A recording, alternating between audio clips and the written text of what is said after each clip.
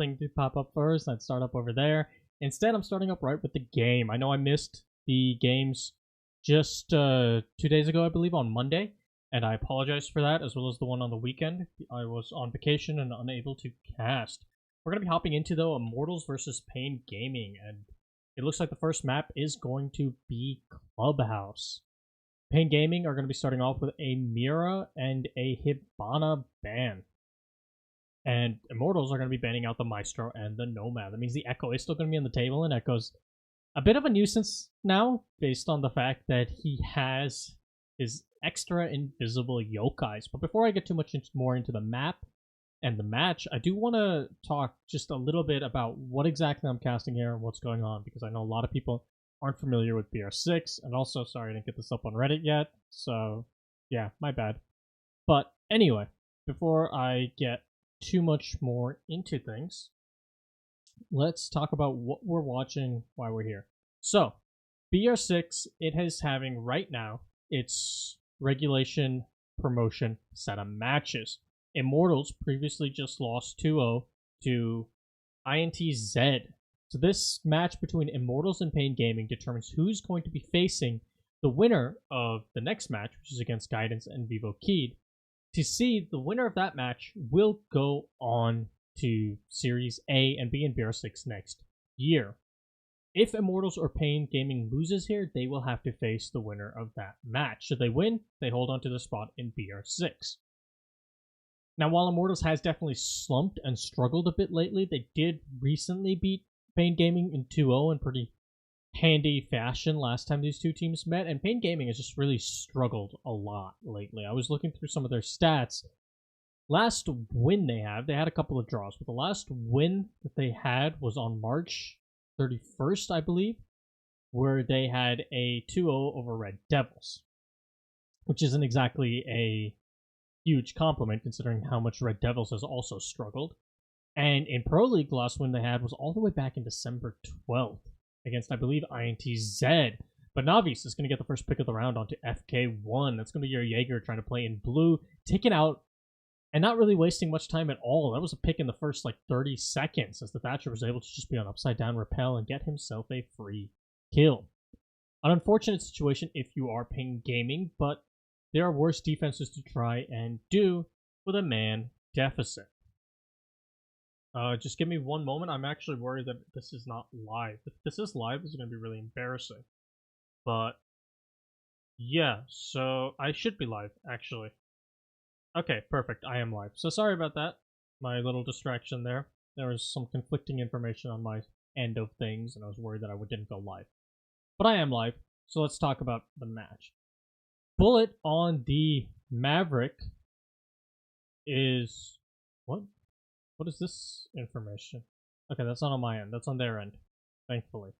So, Bullet on the Maverick is going to be opening up that Moto hatch, as the Hibana ban means that we're not going to have the Hibana available to get a lot of these hatches. Now, a Clubhouse ban with the Hibana isn't necessarily something I'm a huge fan of, because I believe the Hibana is easier to deal with than a Maverick on this map, and if your goal is to deny hard breaches, I feel like Maverick, or potentially Thermite for the other two sites, is a better choice, just because the Hibana can be impact tricked or even nitrocelled a lot more effectively. And what is going to be effective is Norden taking down Navis, and that's going to be the Thatcher off the board. The Smoke's going to eat a little bit of damage in return, and PX is also going to be hurt, so the health advantage is actually on the side of Pain Gaming, but just about nothing else. The impact trick, though, on the Thermite charge was successful, or perhaps that was just Diego shooting, as he has this hole opened up on Arsenal's wall towards Church. He's going to see two players line up, but unable to get at any of the kills. Norden, though, is going to take down Cyber, but Bullet is going to get Diego. The Smoke is extremely low on HP now, but so is PX. The health advantage is pretty balanced between both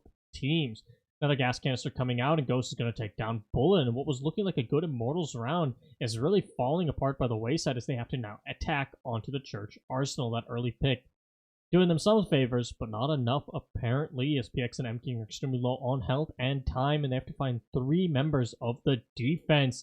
The Smoke was down, though, and M-King's going to confirm that, and Church control is available. The plant has to be stuck now. They have 7 seconds. Ghost, though, is going to get M-King, and the planter is going to have to come right off, and that's going to be Pain Gaming taking round number 1, despite the early pick from Immortals.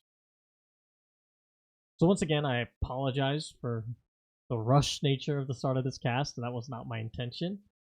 I will do better breakdowns as we get into the actual cast proper, but I'm going to make a Reddit post so people know that BR6 is going on right now, because I kind of missed doing that, and I apologize for that. So let me try and do this super quickly, and then I'll get back into the cast proper, and hopefully, no more problems after that.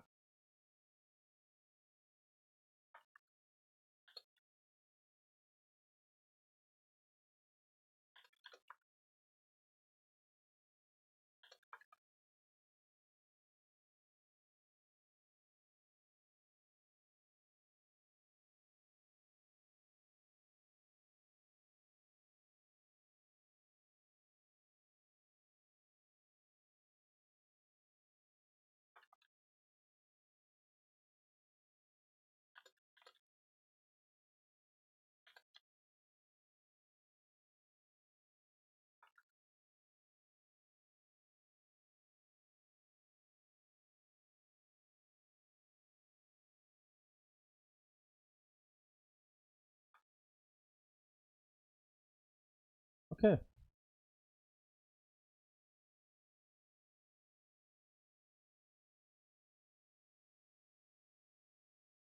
And alright, so now no more interruptions.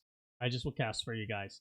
And again, I do apologize for the rush nature, but that was entirely because of just I wasn't expecting the stream to go live. There was no map ban phase or anything for me to take a look at beforehand. But we are back, and we're going to get right into this, as now it's going to be a cash defense coming out from Pain Gaming. I do want to make sure that there is audio now. I just believe that was because I wasn't talking, but let me know if there's still, if you can hear me. But anyhow, Ghost is going to be the Legion playing up inside of Garage. A very common position for Legions to play. Typically, we're going to need to see a Dock or a Legion play up here in Garage. And basically, the whole point is to stall out this Garage push and make sure that this Raptors control cannot be taken away from the defenses. That makes the pinch onto server a lot easier. And the Legion is an excellent choice because he can set up his goo mines. As you can see, he has one in the doorway entrance to Garage, so that he knows if someone's trying to flank him from those steps. But the nade is going to be prepped from Navi's, and it should take him out, but no, it's going to be caught out by an ADS. It's also going to alert Ghost to his position, but the Legion is just going to fall off. Realizing that he's wasted half of the round and some utility. He doesn't want to contest Garage for too much longer. He wants to play his life instead. Probably the right move, considering he was going to have to deal with a Capitao or an actual successful nade from Navi's once the ADSs had been burned. But this is going to forfeit Garage control over to the side of Immortals, and it looks like they're going to definitely take advantage, as both Navi's and Cyber are going to start pushing up these rafters. They have control of the rotate that was made so that Ghost can't escape, and that's going to help them cut off the site, particularly being able to hold the cache door rotate to B side. FK1, though, on this flank could get a potential pick here from Oil Pit, something we've seen a lot of Jaegers actually pull off, and just players in general should a proper flank door not be set up. Navi's, though, just waiting for a pick, and he's going to get one as Norden runs right into his sights. Ghost is going to take a lot of damage, too, in the process. And that's your smoke taken out. 30 seconds left as PX starts to go for the first plant. Ghost, though, is going to pick up Navi's, and the C4 is going to detonate errantly, but just not in the right position. Ghost and Diego, though, are going to get one apiece themselves, and it's all of a sudden a 1v4. Make that no one left alive. An easy defuse left as Diego and Ghost successfully retake onto the site, despite what looked to be yet another Immortals round. And Immortals are going to be the ones starting things down 0-2. Now, this is Clubhouse, a common map for the defense to start running away with things on. But the thing that worries me about Immortals in a lot of these takes right now is that they are struggling to close out rounds they have all of the advantage in. You saw those early picks come out from Immortals. They took down the smoke.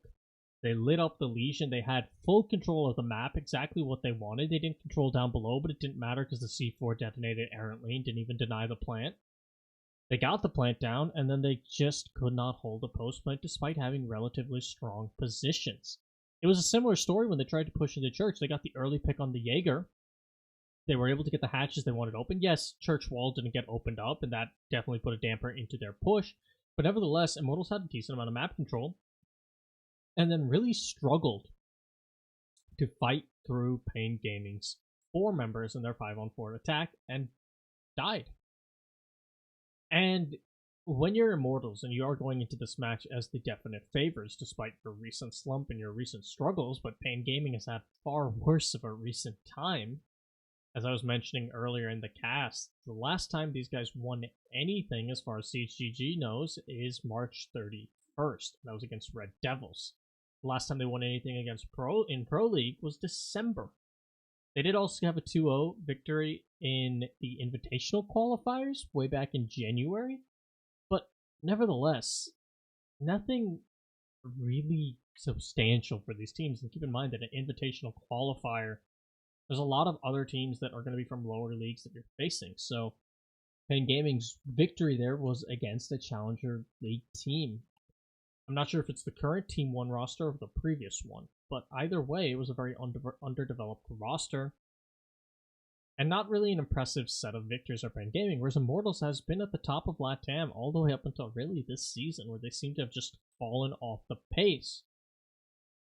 And my concern is with how they're struggling to close out rounds that they have advantages on. How are they going to fare if Pain Gaming continues to ramp up the pace and the pressure, and all of a sudden Immortals doesn't have those advantages? You've now lost 2 rounds that, okay, the first one, sure, that's a Church Arsenal attack, just getting 1 pick. It's not enough, and the map control they had, while excellent, maybe, just sometimes those just don't go your way.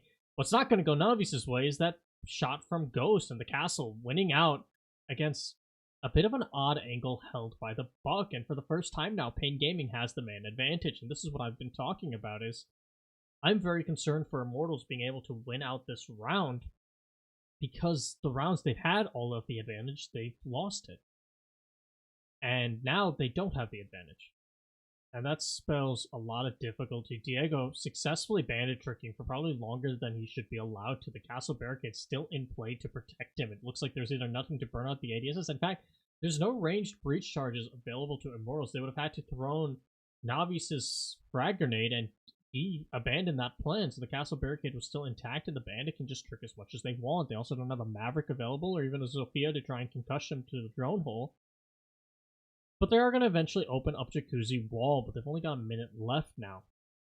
And while there are 2 members of Pain Gaming, very low on health, it's going to be the Bandit and the Smoke. The Smoke still has all 3 gas canisters. He can stall things out for quite some more time. The Flame shot out from this Capitao of Cyber is only going to cut off rotations, but not be able to do any sort of damage or dislodge the Smoke from his position. Cyber, though, will get the first kill for Immortals onto the castle, but Revolts will refrag with 1 onto M-King, and FK1 will get another onto Cyber. It's a 2v4 for the members of Immortals. Make that a 1v4. Make that no one left alive. Just a sweep from Diego there at the end. And Pain Gaming going up 3-0 in what is arguably the most important match they've had since their relegation from Pro League. Once again, to recap the stakes for people just tuning in, these matches that I'm casting today are the promotion and relegation matches for BR6. I hope I wrote relegation and not regulation, because I think I might have written regulation in the stream title, so I'll correct that later. But regardless, the promotion and relegation matches for BR6, what they basically mean is that the loser of this match has to play against the winner of what's going to be the next match, a contender coming out from the Series B of BR6. It's either going to be Guidance Gaming or Vivo Keyed. The winner of that match gets to play in BR6 Series A. That's going to be a best of 5. So, if Immortals or Pain Gaming wins out, and this is a best of 3, if either one of them wins this match, they don't have to worry about fighting for their spot in the next season of BR6. They are in. They're going to stay. The loser, though, they've got a best of 5 on the line to determine whether or not we're going to be seeing them next season of BR6. And for both these teams, BR6 is extremely important. It is for every Latin American team.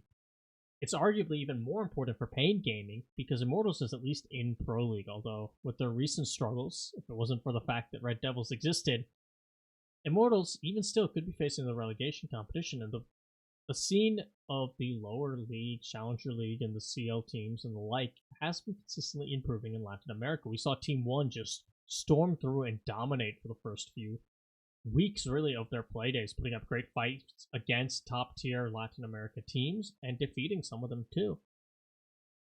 And there's just more and more competition growing in the scene. You don't want to leave your chances up in the air, even despite the fact that auto relegation is gone. So Immortals definitely concerned about how their PL season might go, but ultimately they are still in it, and Pain Gaming is not.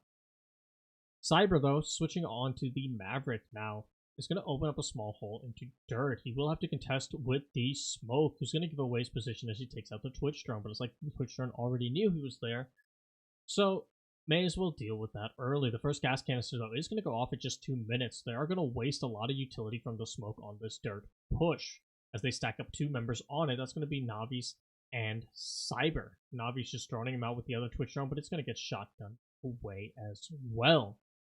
As Norden pops out his next smoke canister, and he's going to get one with the shotgun. Diego, meanwhile, gets one onto Bullet, and all of a sudden the Buck and the Twitch are gone. The Maverick's going to try and flash out the smoke, but be unsuccessful.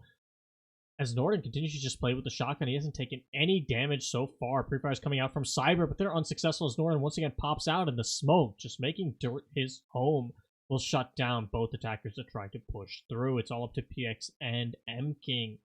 Thermite Thatcher duo, perhaps the most iconic duo from the early days of this game.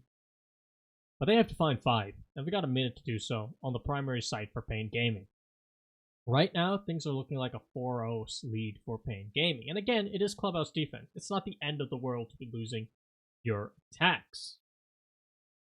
But if they want to salvage this half, they're going to want to walk away with a 4-2. And once Pain Gaming goes up 4-0, that becomes even harder for Immortals.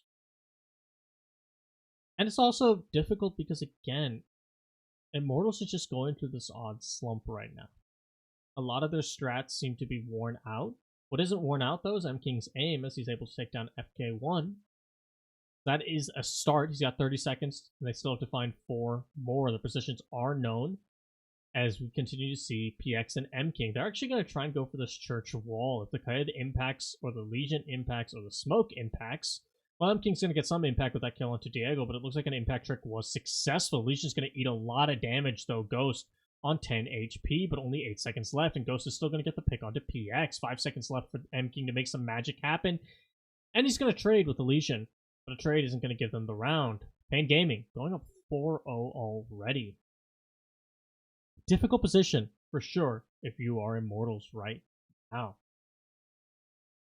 They're going to want to ideally salvage at least 2 rounds here on Clubhouse. Ultimately, if they don't, they're going to have a very difficult time even when they go into their defense. Especially because the bans right now, I would say, favor the attack. Both Capitao and Maverick are available on this Clubhouse attack that are, in my opinion, the 2 most powerful operators when you're attacking Clubhouse, outside of course, your generic hard breach that you'll need, like the Thermite and the Thatcher. But both Capitao and Maverick make so many positions unplayable on Clubhouse right now, especially when you're talking about attacking the top 2 sites. So Immortals might run into a lot of difficulties once they have to do their side swap. Now granted, again, it is Clubhouse. Defense is very doable. We've actually seen, I believe, Immortals run back a 6-6 draw against Ninjas in Pajamas ages ago on Clubhouse. That was last Pro League season. So we know they're capable of it. We know their defense is great. That's just the map where they did it. But that was a different Immortals, I feel. As Immortals has really fallen off of the pace. Now, they haven't had any real roster changes or anything like that. And yet, they've seemed to have fallen a step behind the rest of their counterparts in Latin America, despite being part of what is kind of referred to as the Big Four between Ninjas in Pajamas, Liquid, FaZe, and it was Immortals. The past 2 seasons, it was Immortals. Immortals still wants to be that, and they have a lot more competition coming up. INTZ has been looking on the up and up. Team 1 has shown a lot of potential and brilliance, and even Black Dragons has started finally coming back to life, of Black Dragons we haven't seen really since the first half of Season 9. There's a lot of competition right now for Immortals. But Pain Gaming probably shouldn't be one of it, considering how rough of a slump Pain Gaming has been in, and yet they seem to have all the momentum and all of the control in this match so far. Immortals was also 2-0'd by INTZ in the previous match that they played and as a result of losing that match, that's why they are facing off against Pain Gaming here. And it was, I believe, a 7-3 and a 7-4 scoreline, so not great for Immortals. What is good for Immortals, though, is getting a pick onto Ghost. We've seen how influential that Legion has been, particularly when retaken before. FK1, though, is going to get taken out by Navis as well. So a very good start here for Immortals. The question is, can they actually capitalize on it this time, as we've seen them get these early picks and push in and get the map control they want, and then just fail to execute or get executed in the post plant.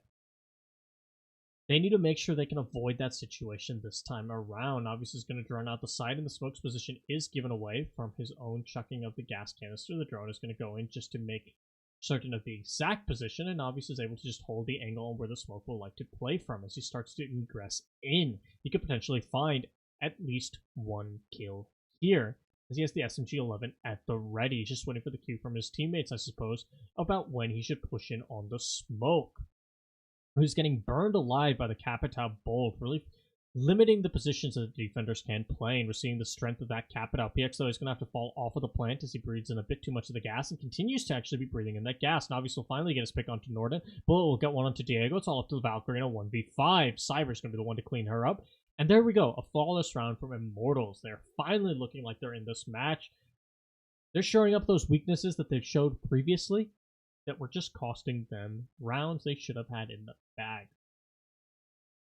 At this point, I feel like this scoreline should be a 3-2 for Immortals right now, based on at least those first two rounds. But it's not too late to turn things into a 4-2. They only have to win one more round. Pain Gaming cannot go down below. Now, the question for Pain Gaming is, do they want to go to Bedroom, which they won, or do they want to reattempt their secondary site of Cache and Server? Both options, extremely viable, considering the nature of Clubhouse, where you do have really three good sites, and some teams prefer Gym Bedroom, some teams prefer Cache and Server. And Pain Gaming, while they seem to prefer Cache and Server based on their order, they won Gym Bedroom. So we'll see what they elect for, and they are going to continue to go for this Cache and Server hold. A large part of what made that last round kind of fall apart was those early picks near the garage area. They lost pretty much all of their roam presence outside of the Valkyrie, who was playing all the way off in bar and not really much of a threat for Immortals based on the nature of how they pushed. Now, she possibly could have rotated down below towards the stock area and gotten a C4 kill, but it's probably the wiser call that the Valk didn't go there, as there's likely a flank drone or even someone on flank watch waiting for that C4 attempt in particular, especially because Pain Gaming did do that the first time they went to Cache Server. The C4 missed, so that was a really fortunate thing for Immortals, although they still ultimately lost that round, but that is going to make them wary of that play. Now the question is, now that they have 3 C4s, are we going to see a lot more denial coming out from the side of Pain Gaming? As Ghost, Diego, and Revolts are all going to be having that C4, although Diego might potentially be running impacts in case he wants to impact trick something, but this site isn't as necessary for really any sort of impacts. We're going to see the Jaeger of FK1 be the one tasked with holding up above in the catwalks this time around, and the Electroclaw is actually going to be slowing down PX, who definitely wants to open up this garage wall. It looks like a frag grenade, though, is rolled in to deal with it, and that's going to be PX comfortably now opening up the garage so that they can pressure the player playing up above a bit more effectively. The other thermite charge, though, is now going to definitely be used on the server wall, as there's no Maverick available for Mav tricking. Immortals just not running the Maverick outside of what looks to be their basement attacks. But ultimately, it might work out for them. The Electroclaw, though, is in the back pocket of Diego, but he's not even going to attempt to trick the wall, and that'll be opened up now by the Thermite. And M-King will open up the round, taking out the Jaeger playing up in the catwalks. I don't know if that was a ill-advised peek from the Jaeger, or if he just wasn't aware that server wall had been opened up, is that is a very common angle that the attacker is going to contest first and foremost. It's like the FK1 wanted to challenge it and just lost out in the gunfight, an unfortunate situation. If you're Pain Gaming, is they still half the round to go, and they've lost now their garage control entirely. They do still have the mute playing on top of the blue stairs, so you could go in for some potential flanks on the garage and try and deny players there. But he's been drawn out quite a bit. They know exactly where Ghost is, and they're not going to let him do too much. Revolts, though, is prepping a window for the jump out, but M-King is going to take down the smoke. And that's a huge pick for Immortals. Navi's is going to take down Diego, and it's all left to the two offside players. Revolts is going to try and retreat back into Cash, but he's all on his own as Bullet was taken out by Ghost. Revolts will find one onto Bullet. He's going to throw up the C4, trying to deny the plant. He knows where it is, but the C4's guy is going to fall short. It wouldn't have landed in time anyway, and Revolts is going to give away his position in the process. He sees one player, that's Cyber, on the Capitan. He'll be able to take him out. He hears the drop from Navis, and that's 2 kills for Revolts. It's not 1v2. This is a winnable situation if he has the intel on these remaining 2 players who are very isolated from one another. We see M-King trying to rappel back up to the server wall. He's wary of this peek from the Valkyrie, whose position is known to PX. PX could pop up at any moment to take down the Valkyrie, but he's going to miss quite a few shots. The Valkyrie now knows where he is. Both of them just missing shots on one another. M-King, though, will not miss his shot onto Revolts, and that will be Immortals salvaging their attacking half through really the brilliant play right now of M-King. He is the one helping out his team, getting those early picks, and forcing his way through the site. With a little bit of help from Navis, though, of course. And that might also be part of what's been the uncharacteristic slump that Immortals has found themselves in, as the 2 players that are probably most well known for their damage and fragging potential on this roster, that is Navis and Cyber, have not looked the same in quite some time. And that doesn't necessarily mean that they're the ones lacking. There's a lot that goes into getting kills in Siege. It's not as simple as just pure gun skill. It has a lot to do with your team, your strategy, your coordination, your setups. But because Cyber and Navis, though, haven't necessarily been picking up the frags that Immortals wants, they've had to rely a lot more on players like M-King to pick up the slack, and Bullet. And I also think a lot of it has to do with Immortals. Their strats haven't really seen that new or inventive. It really feels like the team has kind of slowed down. And they're going to want to pick up the pace once again if they want to stay in BR6 and stay competitive in their region. Right now, I believe they are sitting in 7th place in the Pro League for Latin America. The only team below them is Red Devils. Have looked even worse than Immortals, and both teams actually drew one another in their previous playdays.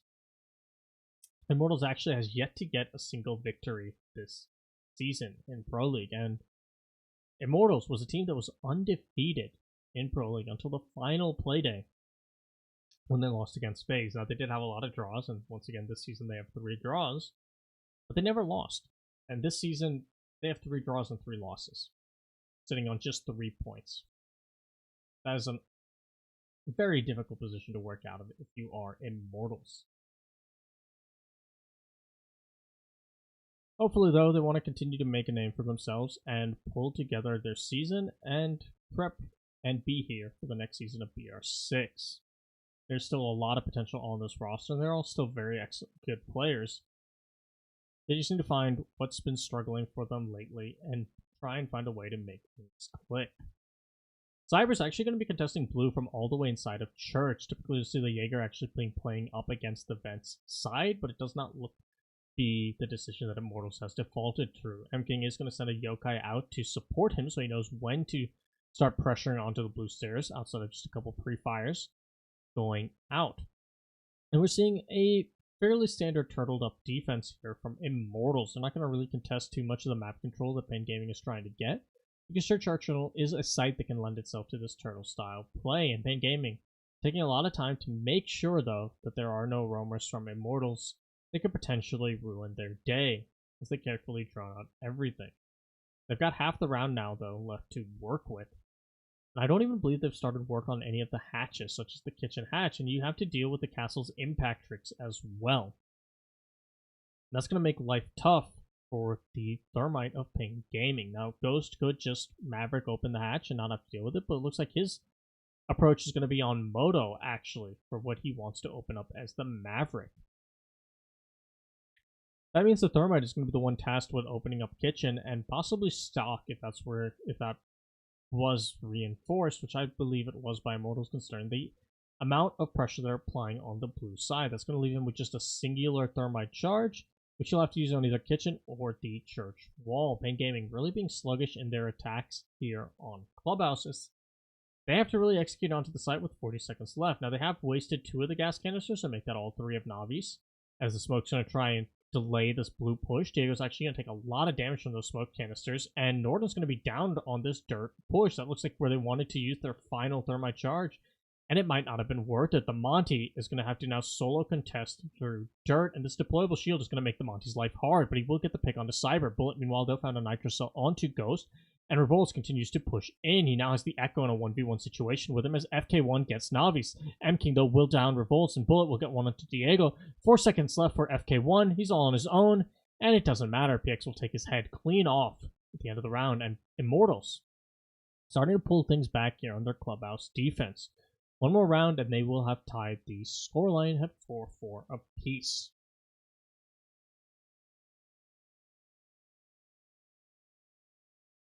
And it looks like we are going to be going up to server and cache if my memory of the Portuguese that I've seen so far is accurate.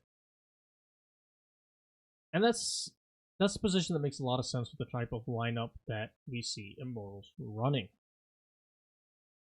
They're going to be really double stacking on this intel between the Valkyrie and the Echo. And that's a great choice right now for how sluggish Pain Gaming's attacks have been. If you know where it's coming out from and have your denial in the form of 2 C4s, an Echo drone, and those gas canisters of the smoke, you can really choke it out and slow it down even further. Pain Gaming, they definitely have to pick up the pace, as we just saw a round where there wasn't really a roam presence from Immortals at all at any point in the match, and Pain Gaming, really inefficient droning, meant they still executed onto the site at 40 seconds. They didn't get blue control until pretty much the final minute, despite it having Cyber, yes, contesting blue stairs, but Oil Pit and everything else there was still clear. We never saw Kitchen Hatch get opened. We saw Moto get opened by the Maverick, but he was opening at around, I believe, the 1:30 mark. Not a great position if you're Pain Gaming, that you're struggling on just clearing out with with drones, despite the lack of roamers. And what makes me really worried about that on Pain Gaming is if Immortals decides to change up their tempo and start to spread around the map, Pain Gaming might slow down even further as they're now contested and ultimately not even be able to hit the site one bit. Now, it does work the other way, that if Immortals commits to that roam and their members get picked off by Pain Gaming, then Pain Gaming doesn't have to drone as much, as they'll just know, oh, we picked off the players that are off site, there's 3 left on site, alright, we have the control we want. And maybe it'll go faster for Pain Gaming in that sense. We'll get our first little test, though, as Navi's is going to be off on his own inside of the bedroom logistics office area. Cyber is going to be the Jaeger, and he's going to be tasked with holding up in Garage, the Raptors position we've seen used so much already in this match. We've seen Jaegers play here, and we've seen Legions play here primarily. And Immortals not electing to run that Legion. They're going to be pretty confident in the information available to them thanks to their Echo. As you can see, a Yokai drone position just below Cyber, likely being watched by M-King to let him know when players are pressuring his door, in case he can't continuously peek it. Now, of course, the members of Pain Gaming are aware of this, and they're actually going to open up server wall without any real congestion. So a much faster start so far for Pain Gaming in terms of actually opening up the stuff they need to open up, which took them forever the last match. But speaking of getting opened up, there goes the Thatchers. We have a strip run out from Navi's. A very, very long shot, to be sure, with the MPX, but a headshot is all that matters. M-King, though, is going to get taken out by the nades from Revolts. That's going to be a Thatcher for an Echo. Considering the server walls were opened up, I would say that's a pretty good trade if you're Pain Gaming. Cyber, though, is going to get his flamed in his position, but he is going to get the kill onto FK1. That's going to be your Sophia down. He's wary of a peek from server wall, and Norden is going to do such peek and take him out. That's going to be Garage Control gone now. And it's going to even at a 3v3 between Pain Gaming and Immortals. There's still a lot of denial on the side of Immortals, despite the Echo being taken out. You're going to have the 2 Nitro Cells and one gas canister remaining in the final 46 seconds to try and stall out this attack and possibly deny the plant.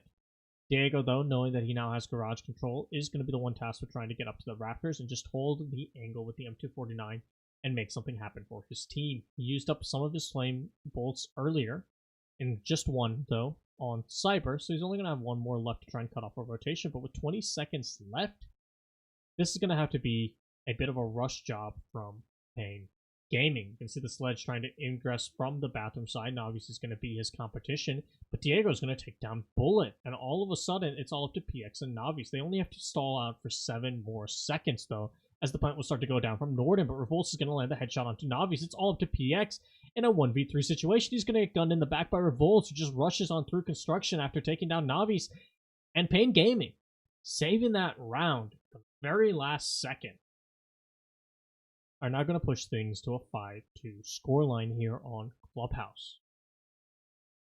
Winning an attack round on their second attempt, a feat that Immortals was not able to do until their 5th attempt. Now, I do not know whose map pick this was, because as I mentioned earlier in the stream, I missed the very beginning of that portion because there wasn't actually a map ban phase or anything that I could see on stream. I'm sure they might have been talking about it in Portuguese, but I don't speak that language, unfortunately, so I could not relay that. And my guess would have to be at this point that it's Pain Gaming, as Immortals, I think, has never looked too great on Clubhouse before, so I wouldn't be surprised if this was Pain Gaming's pick, but on the other hand, yeah, so Immortals has been banning Clubhouse. They banned Clubhouse 4 times in the past 3 months, and they haven't played it once. Now, I do not know all the matches that CGG tracks, so there might have been some qualifiers or even some other BR6 matches that we missed. Clubhouse was played in the past 3 months by Immortals, but this team definitely hasn't been favoring this map, and whether they just got beat out in the ban phase or they wanted to show something and try something here on Clubhouse. It's not necessarily a great map for Immortals. But then again, it's Pain Gaming. They haven't really had a great map on anything in ages. They also have not played Clubhouse in the past 3 months, but again, I don't know everything that CGG is tracking. Bullet opening up some holes up above to try and contest any players that push into the stock side and want to deal with his bandit tricking. But without a buck on the board for Pain Gaming, it's unlikely they're going to send someone all the way down into stock unless it's FK1 on the Zofia to try and open things up and stop the bandit. And we are going to actually be seeing bandit tricking coming out on server wall for the first time in this match. Bit of a risky proposition as the Capital and the Zofia can both ruin the bandit's day and essentially give a free pick or a lot of damage to the attackers in the process. Maverick not being employed though by Pain Gaming, very similar to Immortals, not running it on this site despite the ease that he can make opening up that server wall in tail, especially if you're math tricking, in which case you can use the soft breach or something like the Zofia and just open up that wall without any real contestation from the defense unless they take an aggressive peek onto your own map holes, which should be a gunfight you win if you have the proper coverage. Nevertheless, though, another slow attack here from Pain Gaming, but they were able to win out the first one, is they're going to finally start going to the server wall, and it's likely we're going to see the concussions come out now to stop the bandit, but it's going to be unsuccessful as it was just fired out too soon. But Revolts with a frag grenade, well placed and well baited onto the bandit, and that's going to take out Bullet. That server wall will now be opened up pretty easily by Norden now that the bandit is gone, unless the bandit might have actually gotten that. It doesn't look like Norden has any more exothermic charges left. If so, that frag grenade, while coming out well, came out just a bit too late. Norden getting a bit greedy with his exothermic charge placement. And that means server wall stays up, and that means that Cyber can play this position on rafters without fear from one entire angle. That is typically where he would get picked off of as a Jaeger. We saw that happen previously. He now just has to really contest the garage door itself. And that's going to be Diego trying to push in vain. Smokes coming out are also going to help out his teammate of Cyber.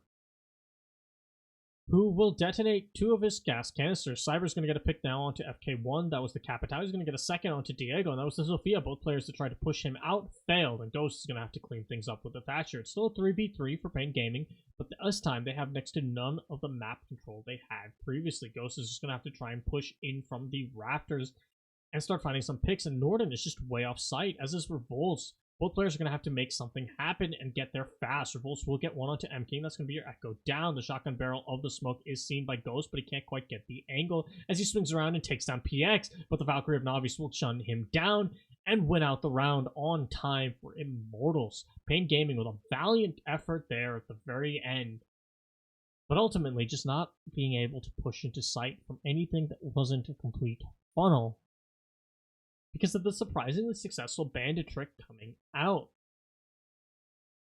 Norden could have just pulled off of the baited thermite charge, but instead stuck it. And that meant the bandit, with his dying breath, really got the wall electrified, was immediately taken out with a nade, and then Norden still had no exothermic charges left to work with. Now, granted, that might have just been miscommunication between the Sledge and the Thermite, as the Thermite was expecting that nade to come out sooner and stop the bandit, but ultimately, that is what cost Pain Gaming the round there, as they could not open up server wall, they could not contest Cyber from 2 angles at once, and we saw Cyber just pick up 2 kills there. It was eventually refragged immediately after, but he got the 2 picks he needed. He took on the Capitao and the Zofia, made it so that when he died, man advantage was even between both teams, and that wasted a lot of time in the process. Immortals are now going to be able to go back down to their primary bomb site of the basement. We're going to see the castle being run by PX this time around. Castle isn't an operator you see too commonly on these basement holes. Typically you'll see him for something like Gym Bedroom more often, but nevertheless, if there's anyone that's great at stalling out the time for just the map clear from the attackers, it's going to be that castle. Those barricades can waste a lot of time, especially if something happens to Revolts or he's unable to go contest said castle barricade. And as I was wondering earlier, Cyber now is going to actually be on a deep roam up inside of the server. And we saw how long it took Pain Gaming to clear previously when there were no roamers, just through drones. Not looking good for them now that there is an actual roamer. They're going to have to pinch out Cyber quickly and efficiently to actually take this round. Now, Cyber doesn't really have a lot to help him out up on the server wall. We don't see any reinforcements on server. We don't have really any ADSs set up to help, and there's no impact holes or rotates so he can escape. So he's going to have to actually fall all the way back to the bedroom once the drones start coming out. As he knows, a quick Sophia or Sledge onto that soft wall he was playing next to could spell disaster for him, as he has to contest 2 different angles. Logistic hatch, though, is going to be opened up, but a drone will come out and possibly spot out Cyber, and will definitely give away his position once he shoots it. FK1, though, just missing his pre-fire will now alert Cyber to the fact that he was getting pressured from behind. The Sophia missing out on the chance to get a free kill while the Jaeger's preoccupied with drones, and Cyber's just going to continue to fall back. He is going to get spotted out, though, by FK1, and that's going to be the first pick of the round. Bullet, though, will get a refrag onto Ghost, and it's going to be a Thatcher gone for the Jaeger. A fair trade if you are Immortals, especially if those electric claws are properly in position on the hatches, and the lack of a Maverick means that those hatches will not get opened up by the Thermite unless they can send someone down below. Of course, Kitchen Hatch, you can put a breach charge next to the hatch and destroy the electric claw in that process, but Stock and Moto will not be opened. And if Church Wall is where they choose to electrify, then good luck to the members of Pain Gaming.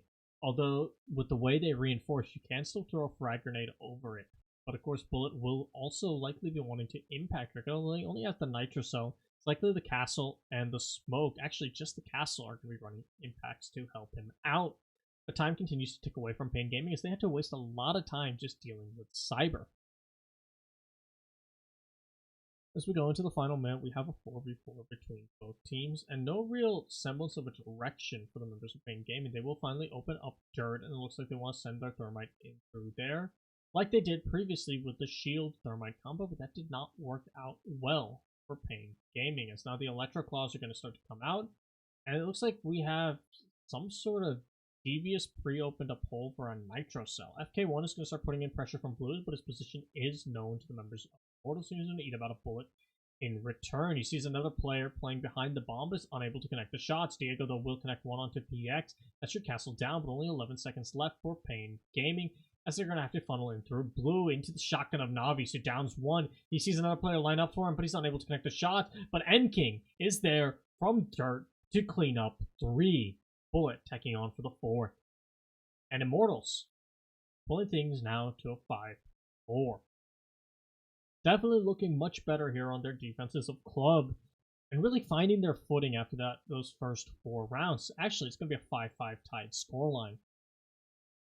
So for the first time, Immortals has actually tied up the score, and that's a position you definitely want to be in if you are. Now, as you want to hit this to match point first, that you don't want to have to try and gamble with what Pain Gaming can do onto your attacks. And, well, speaking of gambling, I believe that might be a bar stock defense, because I have not seen... No, sorry, that's the 2nd floor, so never mind.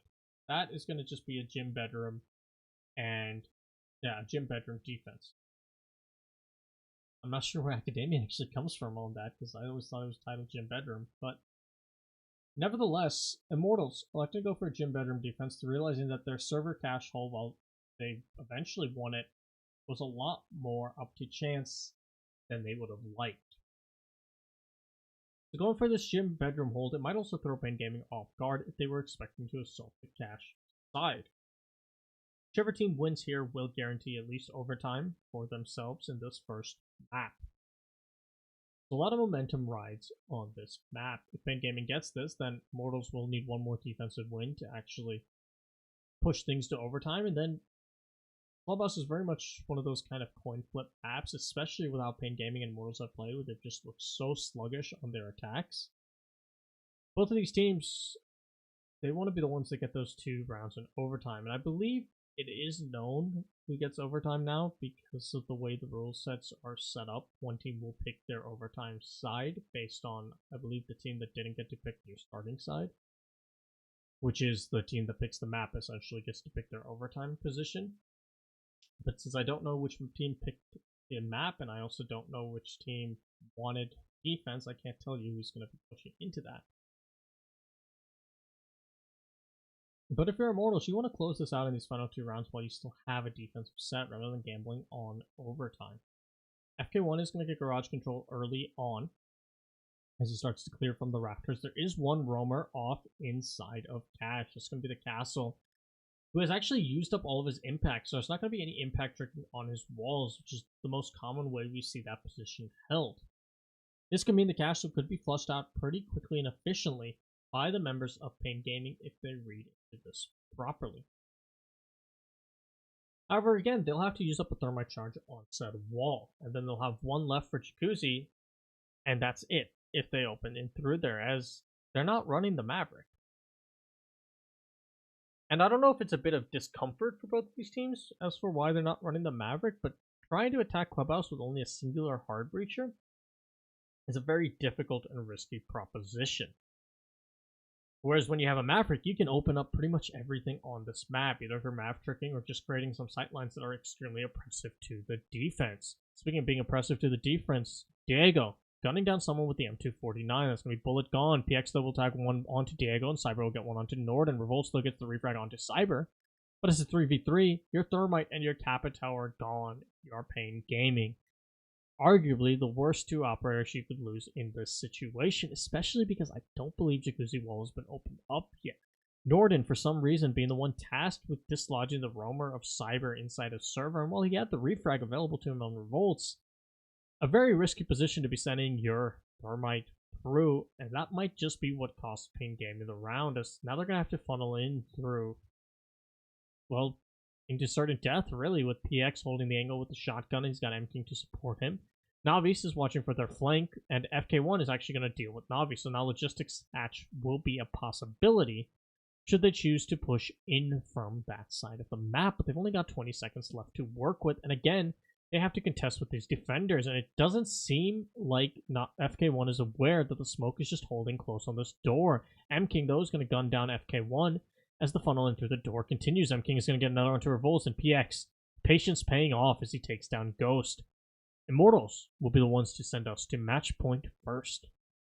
Pain Gaming, they have one more chance on their attacks to try and push this to overtime. They get to attack at least now Cash and Server, which is the site that they've won previously, and the only site they won in their attacks.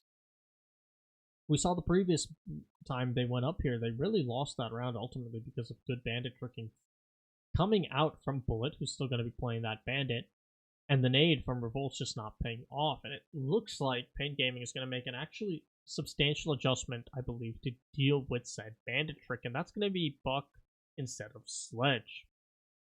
With the Buck, they can shotgun that out from below, instead of just relying on the nade to do all of the work. Hopefully, Norden is also going to be the one holding on to his exothermic, or his exothermic charge a little bit more, and not losing it early on to the bandit and costing them if the bandit gets a successful bandit off.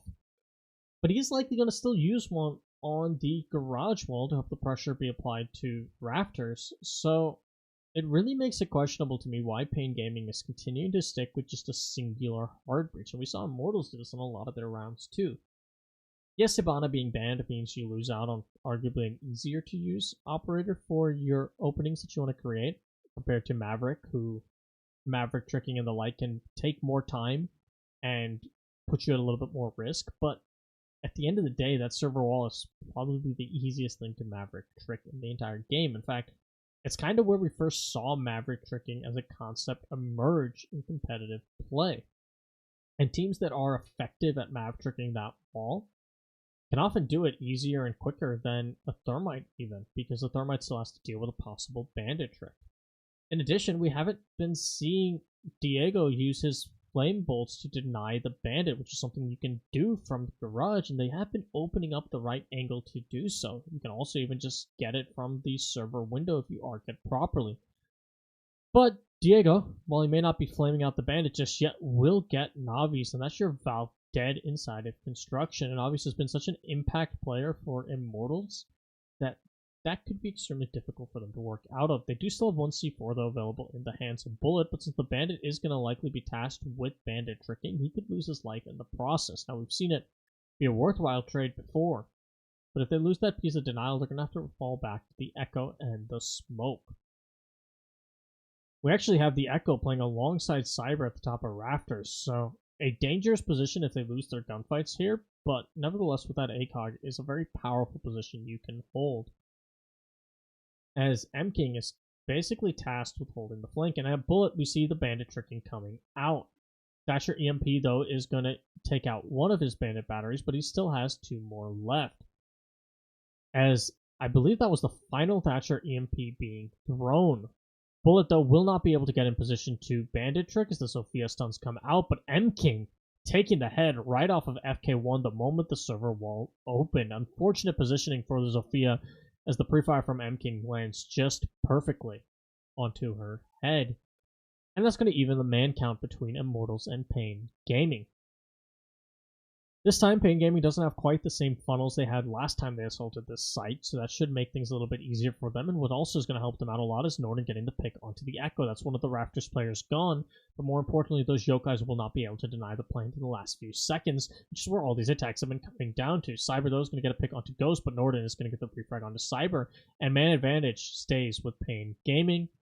As it's all up to PX and Bullet. They both have good denial available to them in the form of the gas canisters and the nitrocell. One more gas canister in the chamber for PX as he just continues to stall out this garage side push. It looks like we have one member of Pain Gaming, I believe that's Revolts on the Buck, trying to push in from construction and flanking around there, and he's going to have to contest with the bandit as Diego continues to play at the top of the rafters. We see a rotation, though, as the Bullet will pull right off and go down below, trying to get the flank onto garage, as PX plays up close to the server door.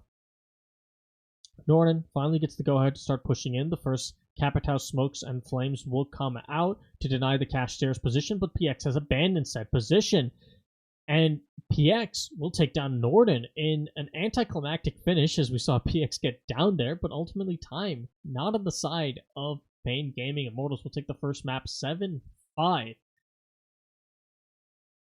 In what was just a confusing round at the end, to be quite honest. We saw, again, that rushed play coming out from Pain Gaming. They just didn't seem to have the intel on where the smoke was playing, and they funneled into the server and tried to push into cash. Whereas if you saw in the overhead view there, had the thermite gone for default plant, I believe the buck was still down below to try and deny the bandit from being able to C4 said plant position. They didn't need to commit to Norden being the one pushing up from the other side. They could have just sent in the singular member from Cash, and that was the Capital, I believe, and just gunned down the smoke in the back and got into the plant started and done. But because they committed two members to push right into a unknown smokes position, they were thinking one might be on top of the Cash stairs. He was not. They cost themselves the round. Immortals are going to take the first map. But ultimately, I think a lot of that just came down to Pain Gaming. Their clears and their drone work was just not on point for what you need to Clubhouse. And I think the real indicator of how poor their attacks were going to go was that first round, where it took them over 2 minutes to drone out and clear a map that didn't have roamers in it.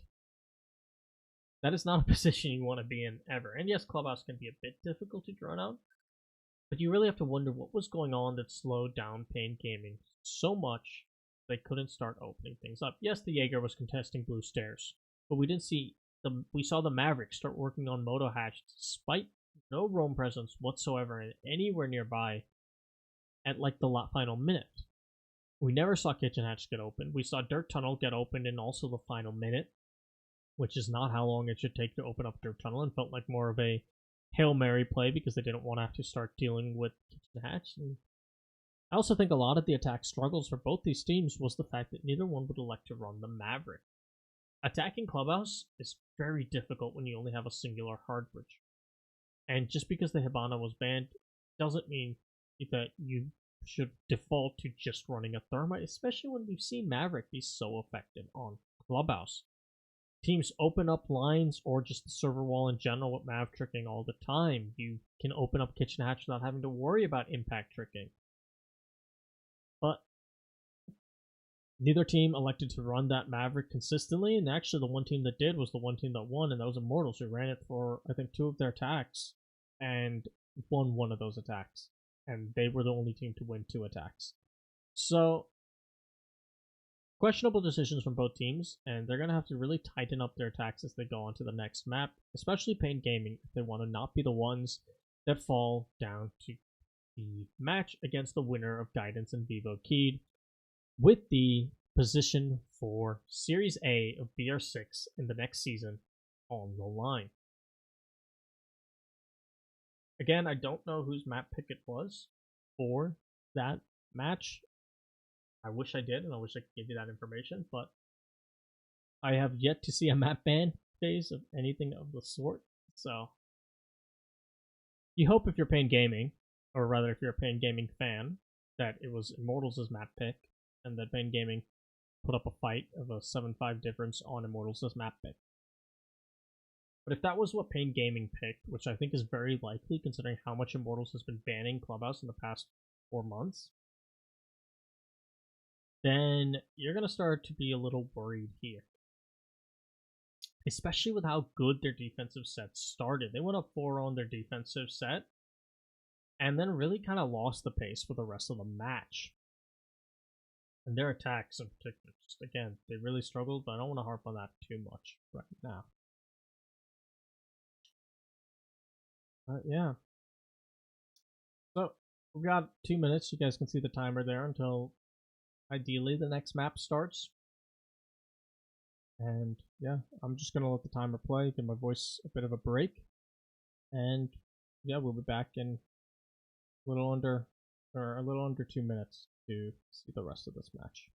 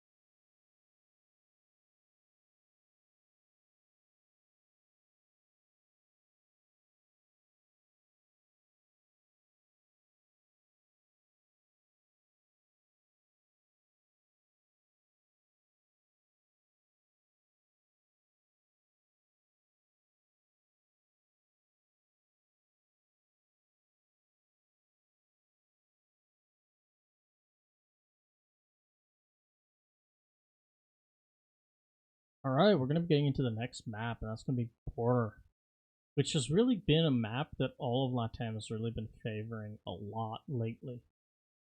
However, Pain Gaming, they played this once in the past 3 months and they lost on it. And Immortals have played this 3 times in the past 3 months, and they have won once and tied once. At least as far as CGG can tell me.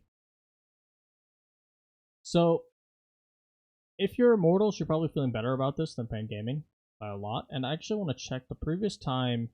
Yeah, so the previous time in BR6 when Immortals and Pain Gaming went up against each other, which was a 2-0 for Immortals, Immortals won Border 7-2. If you're Immortals, especially winning that clubhouse match, you're really, really happy now going on to Border for your next map.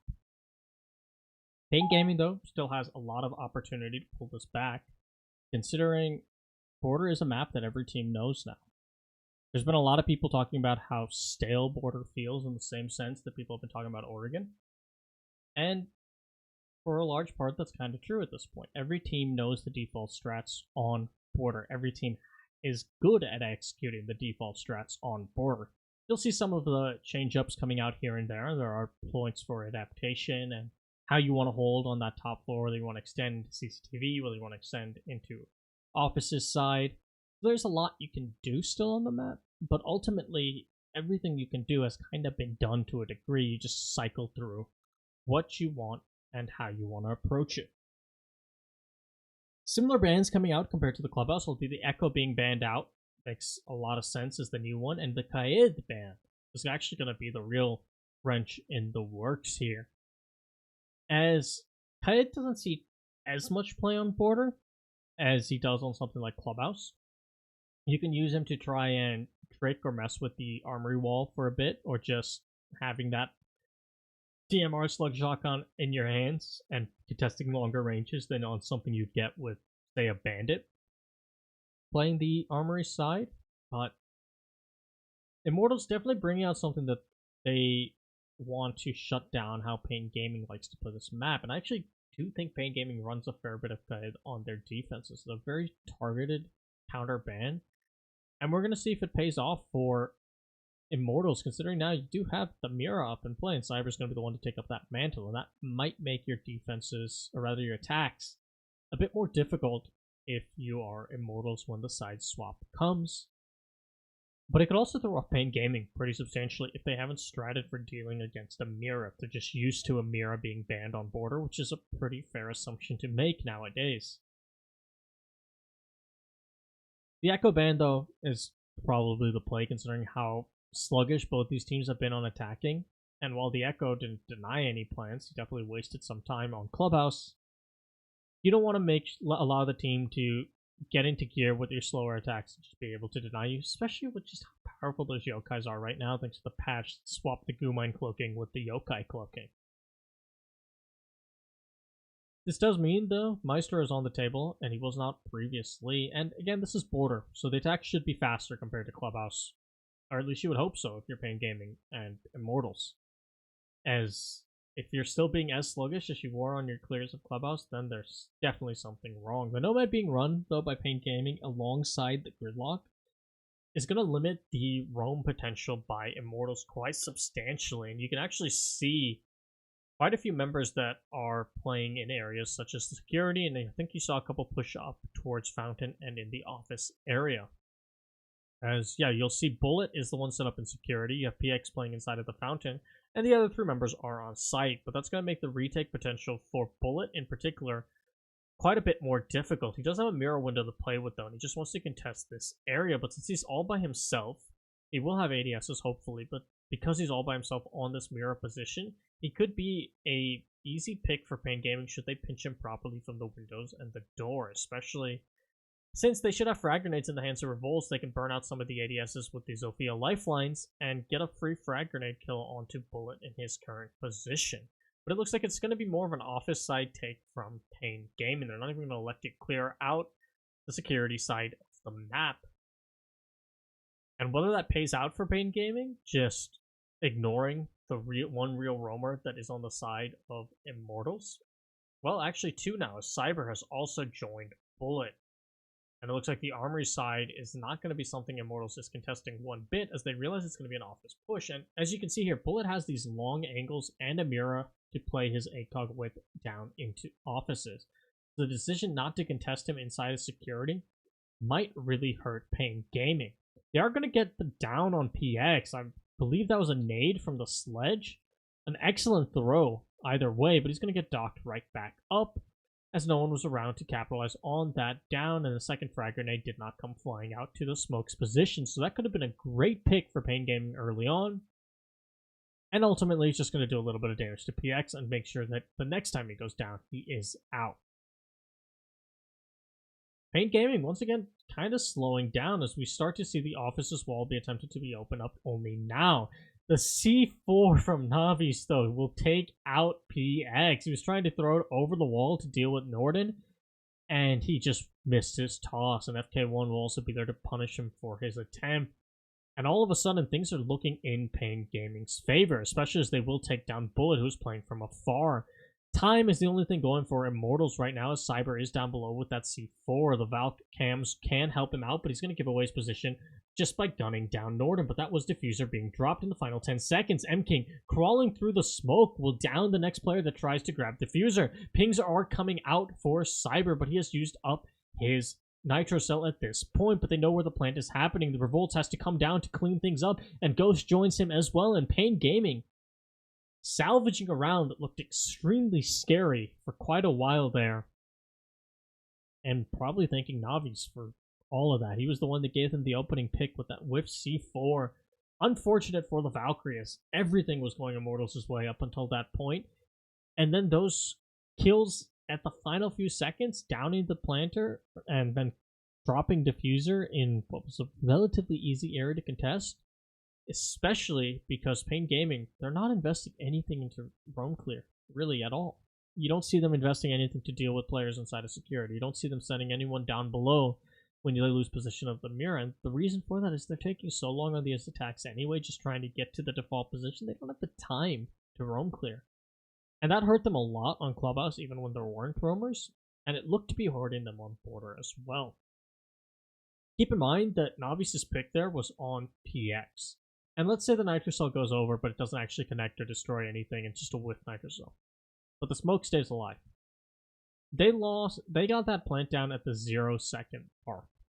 And a smoke is an operator who can stall out a position for 30 seconds all by himself. Pain Gaming were not set up to win that round one bit.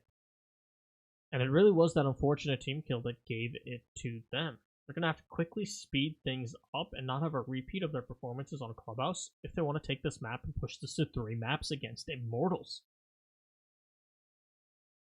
However, that is going to be a confidence booster, taking away that round. And now they kind of have an idea of how Immortals might like to play this with their Mira setups and which areas of the map they want to contest the most. You can see Armory Wall isn't even reinforced. They want to have the Maestro playing back with the opening May to contest that balcony. So, Pain Gaming, if they go for the office side take again, they'll probably be a bit faster this time around, as your attacks do tend to speed up in consecutive attacks as you get a feel for what the defense is doing.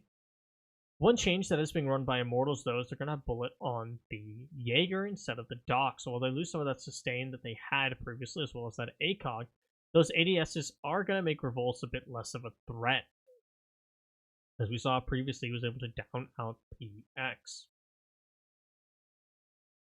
And that down on PX might have been why the Nitro Cell killed him instead of downing him, as I'm not sure how close PX was to the whiff Nitro Cell, but there's a chance he could have walked away with that with a little bit of his health, or just be downed had the nade not downed him earlier. Still, if you're Immortals, I don't think you're too worried about this next round, because you saw that everything was going your favor, and there was just an unfortunate team kill. And those kinds of mistakes happen. They're rough. They can tilt a team if Immortals' comms aren't effective right now, but ultimately, those are mistakes that you can recover from the easiest, because that's a mistake on your part and has nothing to do with how the enemy team approached. And speaking of approaches, once again, this is just sluggish from Pain Gaming. They do have Ghost trying to hold down if anyone tries to rotate out of the security area, which is where you see Cyber and Bullet playing once again. And PX is going to start stalling things out here, and Archives detonating his first gas canister. The ADS just saving his life right now. And the office wall still hasn't been opened up by Norden. In fact, they don't have a single player inside of the offices, and there's still this mirror window that PX can contest that they have to worry about. So Pain Gaming, once again, just struggling to get inside the building. They've even called Ghost off of his pressure on security, so the two players in security, they don't have anything to worry about anymore either.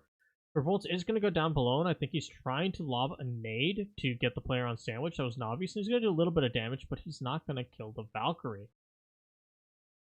Gridlock is going to be positioned up on the vents, and she's going to be able to cut off the rotations from the smoke, but it's a smoke. He can still just toss his smokes over and do his job. Navi's once again whiffing his C4. This time, though, he won't detonate it, so his teammate won't die in the process. And the thermite charge is going to get the wall finally, but it's the final 20 seconds, and Navi's has just used that as an opportunity to regain control of offices. So despite opening up the office wall, Pain Gaming doesn't have anyone playing in that position. FK1 will get the pick onto Navi's and finally give them the office control they want, as the attempted plants and the smokes are coming out, but Norden has next to no health. If PX has a single smoke grenade, he can take it out. In fact, the Evil Eye is going to be what does the job as a flurry of kills come out for Immortals. Ghost will get one onto Bullet, but it's too little too late, as once again, Pain Gaming so slow on their attacks, and I think a lot of it just has to do with fear and not knowing where they want to push from. They're not droning properly, they don't have the intel on where the enemies are that they want to push into, and they're not taking gunfights at any point with these roamers. It's like they're afraid to contest them, honestly, as you see all of these pushes trying to circumvent the roamers playing inside of the security area, and it's not working one bit. And they're not pushing into the office area where they know there isn't any roamers because they're afraid of PX playing on the mirror or a nitro cell or a smoke. And ultimately on attack, I mean, it's in the name, you have to attack, you have to aggress, you have to make a move, because the defenders can just sit back, stall you out, and win on time and time alone. And they've done that once already. They almost did it a second time. The only thing that cost them that first win was that unfortunate team kill, giving Pain Gaming a free pick early on. Navi's had to get aggressive, he got picked off, and all of a sudden it was a 5v3, and they even lost that because they had next to no time. Immortals aren't going to make that mistake again. They may be in a slump right now, but this is still one of LATAM's historically strongest teams. You don't get those lucky team kills twice in a match. I would hope not. Unless you're playing Ents maybe, and then you might get them a couple of times, or EG even, if BC comes back and throws out his frag grenades all willy-nilly. But ultimately, you can't rely on stuff like that. And you can see how it didn't work out for Pain. And it looks like their solution to how sluggish they're being, how limited their intel is, how afraid they are to push into these roamers, is just bring the biggest detriment to any defender that is trying to play remotely off-site or anchors that have been drawn out, and that's going to be the Lion. They're going to drop Ghost from the Nomad, and I think that's the right move. Immortals hasn't been winning these because they try to flank into you or something. They've been winning these just by playing on the site and wasting your time. In fact, I don't think we've really seen any attempted retakes because Pain Gaming hasn't really got in the site at any point outside of when the team kill occurred. So the line means that they can actually push out these players. They're going to be set up inside of the office's side a lot more efficiently. You send out one drone, you activate the line scan, and then your entry like FK1 or Revolts can just finish things off. A C4 is going to detonate errantly as well, so Navis will no longer have any form of contention. And it's a bit of a faster start for Pain Gaming, considering they are actually contesting people right now, but they're also not in the building once again. Now, it's only the first minute, and Cyber playing aggressively up top is going to light up one player. Actually, he's only going to do one bullet's worth of damage, and Norden is going to be the one to get the first pick of the round onto the Bandit. So you still have two roamers left up top, but the line scan is going to lock them all in position on the armory side, and we can really see where that line is coming into effect now for Pain Gaming, as they basically are forcing the defenders back to gain their map control and locking them in place thanks to the Lion. They've got about a minute to work with now, which is more time than they've had, and they've still not really cleared up the top floor. Gridlock, though, does have the mute of M-King locked into position here by the bathroom side of things, so he can just hold the mutes rotate And ultimately, that's going to prevent the Mute from being able to do anything. But Cyber and Bullet still on this roam up top. That means we're not going to have any top floor control from the side of Pain Gaming just quite yet. Norden knows he has to deal with this Mute inside a bathroom as they want to take from the bathroom side. And he's going to actually flash him, but to no avail so far. But the line scan and the holes opened up above means FK1 is able to get a free pick as they just had the office side control. And that was all the control they needed to clear out bathroom. No refrag coming out from Bullet or Cyber just quite yet. Means that the sledge can now work away on the castle wall, or sorry, on the bathroom walls. But PX is actually going to start getting aggressive on the bathroom with the shotgun. He's going to lose his life for it. Norden getting another pick on the round. Cyber is finally going to get the refrag onto Norden as the mirror will come back down to help out his teammates. Only 16 seconds left, though, for the members of Pain Gaming as Cyber picks up another. He's going for 3. He will not find FK1 there to shut him down.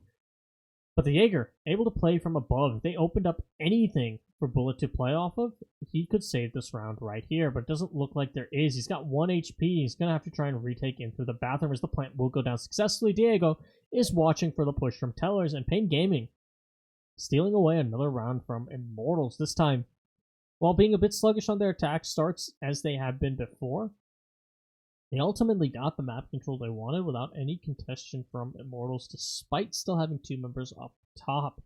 Being able to push into Fountain on the backs of that line, push into just offices on the back of that line, open up the floor above showers, and gun down a player, and just open up that entire showers push without Cyber or Bullet pushing up for the refrag is what cost Immortals that round, really.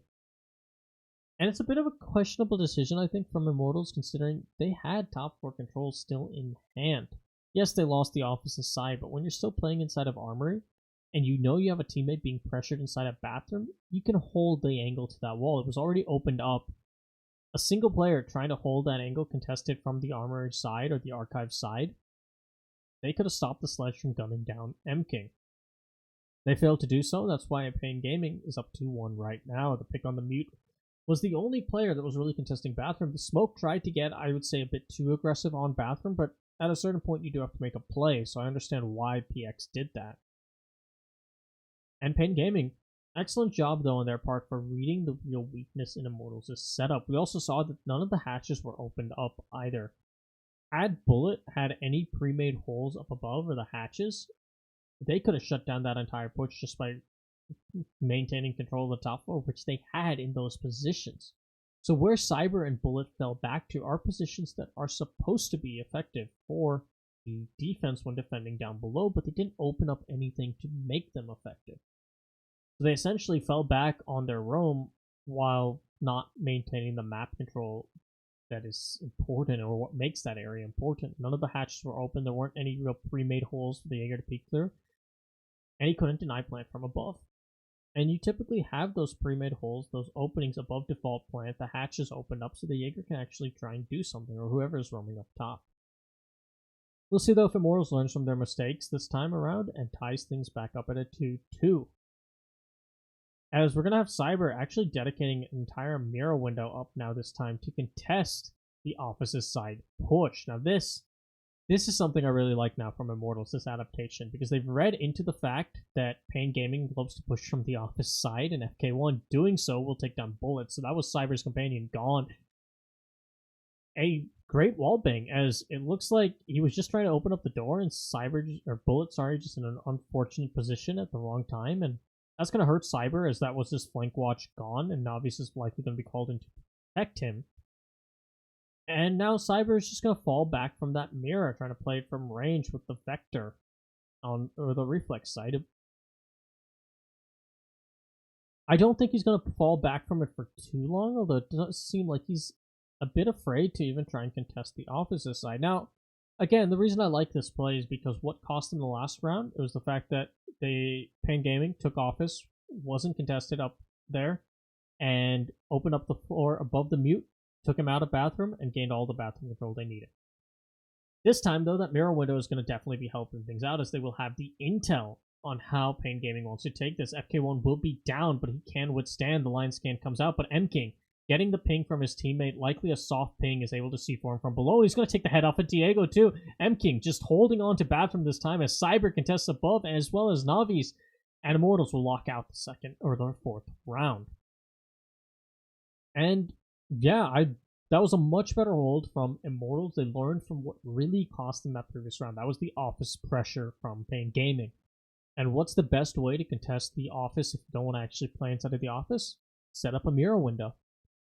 That mirror window provided them so much intel and also slowed down Pain Gaming even further. They knew they couldn't just push their sledge up to where they had before because they don't know if someone has regained control of that mirror window and can just take a free kill on the sledge, or in the case of the previous round, the Buck, as Pain Gaming did swap revolts onto the Buck instead of the sledge. They couldn't clear out Bathroom. M King also just landing more of his shots and taking down the head of one player trying to contest him from the Bathroom, but a lot of that also has to come down to the fact that he didn't have to worry about vertical pressure this time. Previously, he was locked into a corner with a line scan and got shot from above. This time they had a mirror window there to protect him. Immortals now will get to return to their primary bomb site of the Armory and the Archives.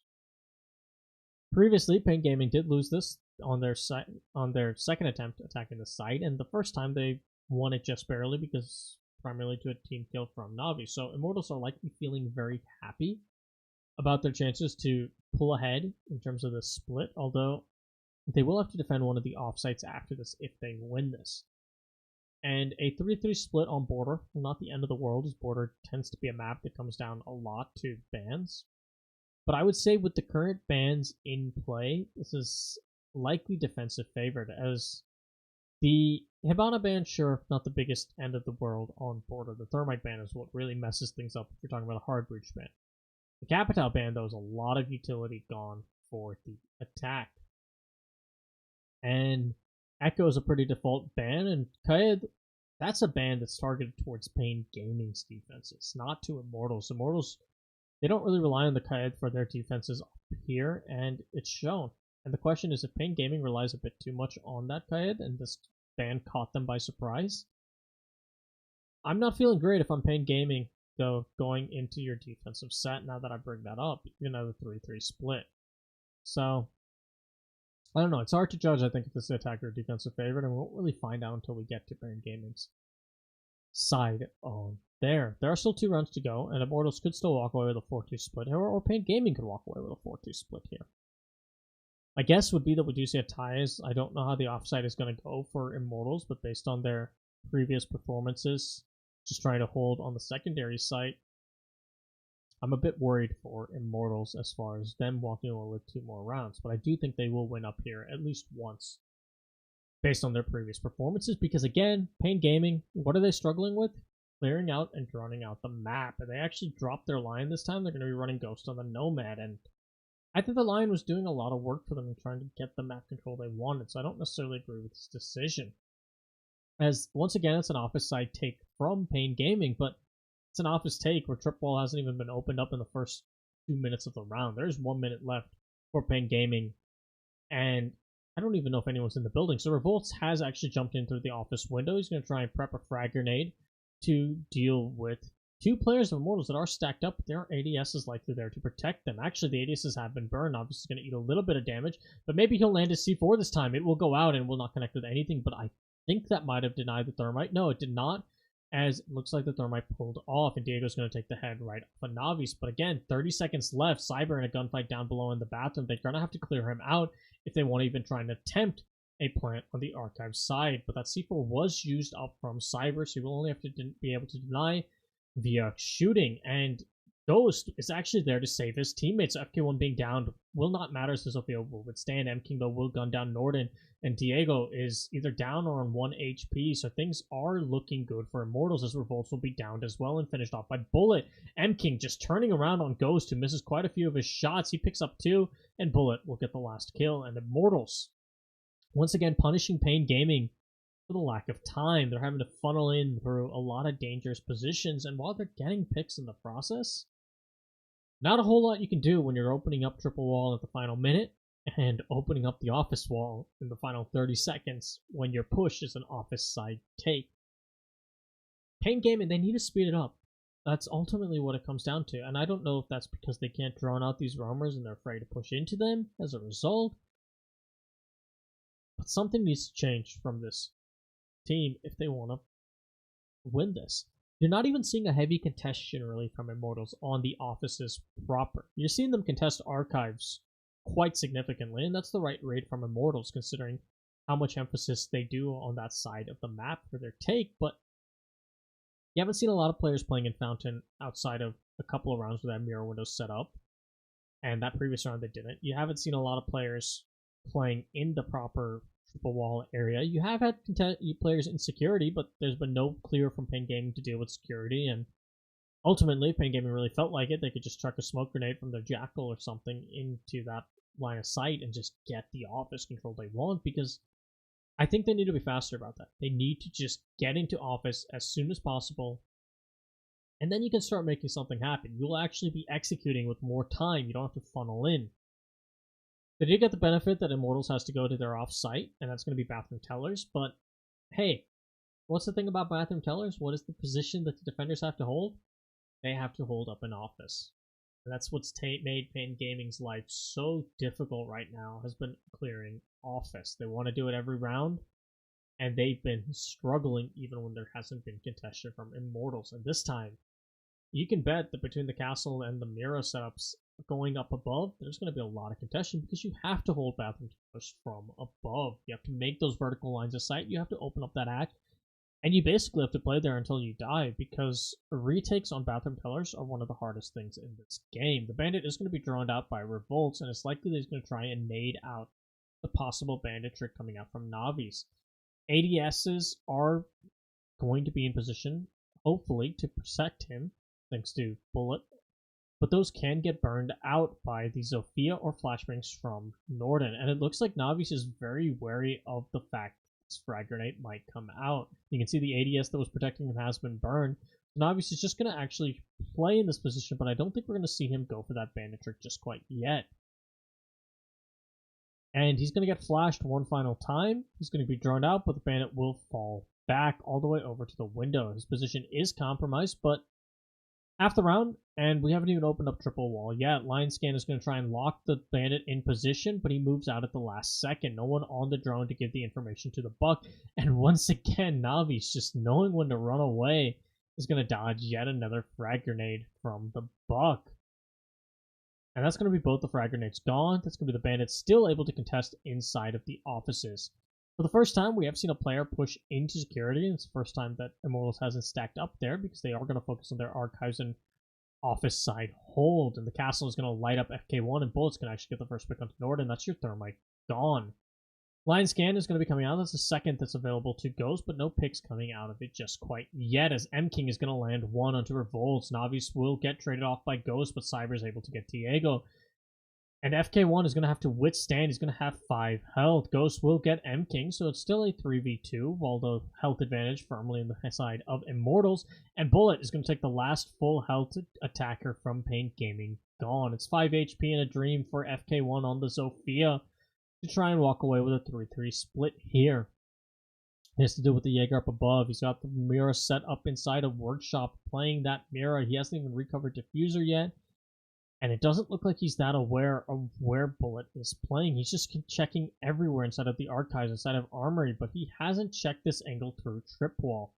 Smoke and Mirror are down below, and we're going to see the flank coming out from the Bandit. That's an easy kill for the Bandit. The Jaeger. And that's going to be Immortals walking away with a 4-2 split on this half. Pain Gaming. And we've seen this time and time again from them in BR6. I can distinctly remember harping on this over and over, and I think a lot of it comes down to Pain Gaming has lost a lot of confidence. And whether that's because their strats aren't as developed as they'd like, or whether they just feel they're losing gunfights constantly, but ultimately they don't have the confidence to ever take map control on their attacks, and it's hurting them a lot. You're seeing just simple checklist steps like opening up triple. Yes, there's a bandit trick in that, but you have a Zofia to concuss him. You have a Buck playing above to throw a frag grenade his direction. The bandit trick should not take you 2 minutes to clear out when your primary objective is just to get control of office's side. And you know what? If it is taking you 2 minutes to clear off, then that's when you have to change up your strat and just run something like the Maverick, which we have not seen either of these teams really employing to its fullest potential. We've seen Immortals try and run them a couple of times there in Clubhouse, and he's not as necessary on border. But if you're struggling with someone just bandit tricking the office wall, which is something that you should be expecting with how long you've been taking, well, start to run a Maverick so you can open up office triple wall a little bit easier. So you're not doing it in the final minute. We've seen them doing it in the final minute even when there wasn't a bandit tricking it. Something is leaving Pain Gaming afraid to just push into the primary position they want to have their map control, and that is office. And if you can't even get control of office, then I'm very worried. And maybe that's a sign that, okay, give up on the office take. Try and take from the security side. Try and take the armory side. Do something different if you're so afraid to just get control of office. They do get to defend now, so that will be something that they likely have working in their favor, so they no longer have to worry about the fact that their time is so limited. And you can see the Doc and the Jaeger playing alongside that mirror window in the security section of the map. We saw Immortals run down on a couple of their attacks, although they typically ran either the Doc or the Jaeger. We didn't see them really running both at any point. But that is going to make clearing out security a lot harder for the members of Immortals should they choose to do so. And it looks like M King is actually going to be tasked with approaching security and maybe just locking down the security players, as he does have those gridlock track stingers to hold them in place. Cyber, though, has entered down below, and since the hatch has been opened up, if the defender is unaware of his position, this could be a free kill for the Sledge. He's going to prep a frag grenade, as Navi's will get the first kill. Hunter goes, and that's your Mira down. Frag grenade detonating just a bit too late means that his position will be compromised and no damage done. I believe that was Revolt on the dock above him. In fact, Cyber's actually going to eat a little bit of health himself. But his second frag grenade, that's going to land, and the Jaeger is out of here. Sprawled up nicely on top of the counter. Cyber, his position is still going to be known to Navi's, but Revolts, but Revolts has to deal with quite a bit. At least if you're Navi or Revolts, you don't have to worry about a Buck opening up below. He's actually going to try and just abandon the position, and M King is there and waiting for him as he rotates away. Meanwhile, another pick happened thanks to Bull, and it's all up to Diego in a 1v4. He has to ace clutch this as he gets the first kill in what was 1v5. 55 seconds, so Immortals has a lot of time to work with, and Diego's position is known, and M King, sprinting across as the gridlock, will take him down. Immortals pushing things to 5-2 and looking primed and ready to close this out in a 2-0 fashion and send Pain Gaming down to their final relegation match, their final chance to save their season, which will be against the winner of Guidance versus Vivo Keed. But being down 5-2, it's not great. It's not the worst position you can be in if you are Pain Gaming, especially on border. 4 defensive victories on border are very doable. The question, though, for if you're Pain Gaming is when do they come out? Because if Immortals is able to push 6-2 here, that means you need to get 4 in a row, which means you have to win one of your off-sites. And while we saw Immortals pull it off, they're called off-sites for a reason. Not nearly as easy. So if you're Pain Gaming, you really want to win one here, so you don't have to win one of your off-sites. You can actually just try and win your 2 primary sites twice each. So this is arguably the most important round here for Pain Gaming. They're going to reattempt this armory hold, and I wonder what level of adjustments they're going to bring up, because they have changed up their lineup quite a bit. They've dropped the Doc and they've dropped the Mira. Instead, they're going to be running the Mute and the Legion. So that is going to give them a little bit more intel in certain areas, thanks to those goo mines being able to spread around the map a bit more freely than, say, a mirror window, as you will only have 2 of those mirror windows. But it is going to make the security hold a little bit harder and for less purpose if your Revolts playing up here. As we saw previously when they were defending up in security with Revolts and FK1, what ultimately cost them that was the fact that Cyber came in from below and just ruined their day, and they both had to fall out of that position. And the mirror windows, while yes, they didn't help you deal with the player down below, and it doesn't look like they have anything to help you deal with the player down below, at least it gave you more purpose for being up in security. Now, security is always an important area to hold if you're trying to contest offices without directly being inside of there, or contest the armory wall take. but the mirror window allows you to play it a lot safer. The one thing they have working for them, though, by dropping that mirror is that Navi's on this Twitch cannot take them out, but his Twitch drone is going to get spotted out and likely taken out as soon as Mute stops jamming my stream. I do believe this might be on their end. We'll see in a second. No, it looks like it's on my end, so I'm going to refresh the stream. Sorry about that. Alright. And actually, the Mute's going to be gunned down at some point by M-King, I believe. Navi is going to be down, but he's able to escape to safety outside of the building. I think a gas canister was ultimately what took him out. M-King's going to hold the angle, and they're likely going to send someone else to pick up their Twitch and maintain the man advantage for Immortals. It's just you'll see Navi's finally be brought back up to 20 health.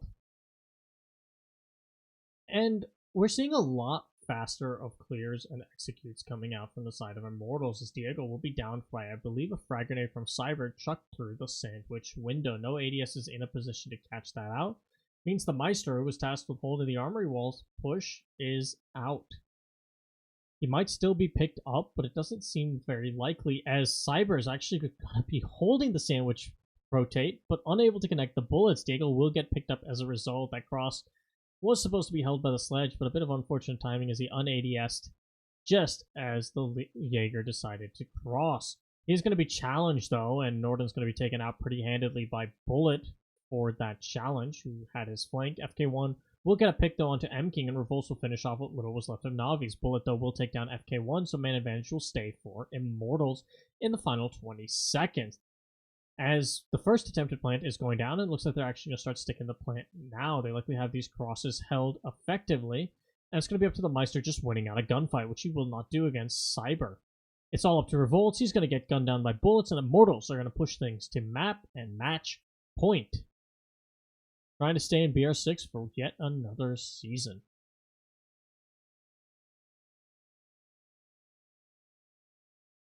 Pain Gaming struggling to do what Immortals did so effectively, and that was burn the time of the attackers. The attackers are able to get all of the map control they want outside of the objective fairly handily. They might get a pick or two along the way, or they might just be in the proper positions. They seem to be a lot more confident in terms of what they want to clear.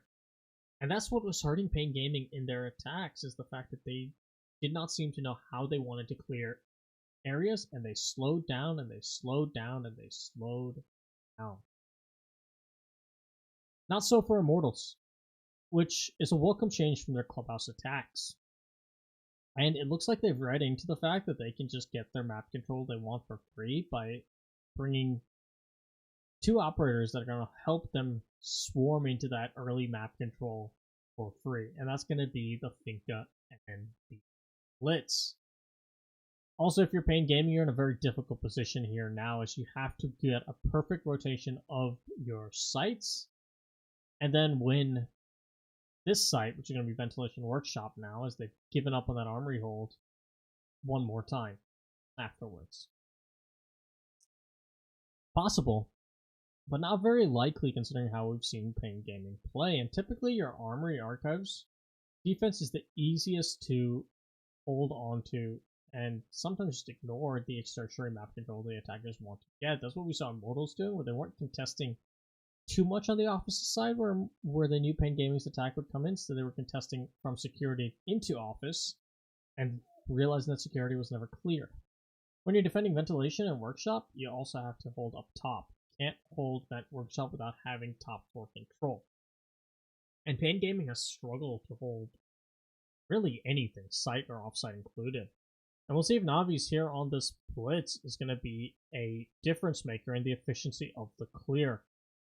Looks like he's going to be going up towards the armory side of things and try and push in through offices, but he's going to fall actually off of that.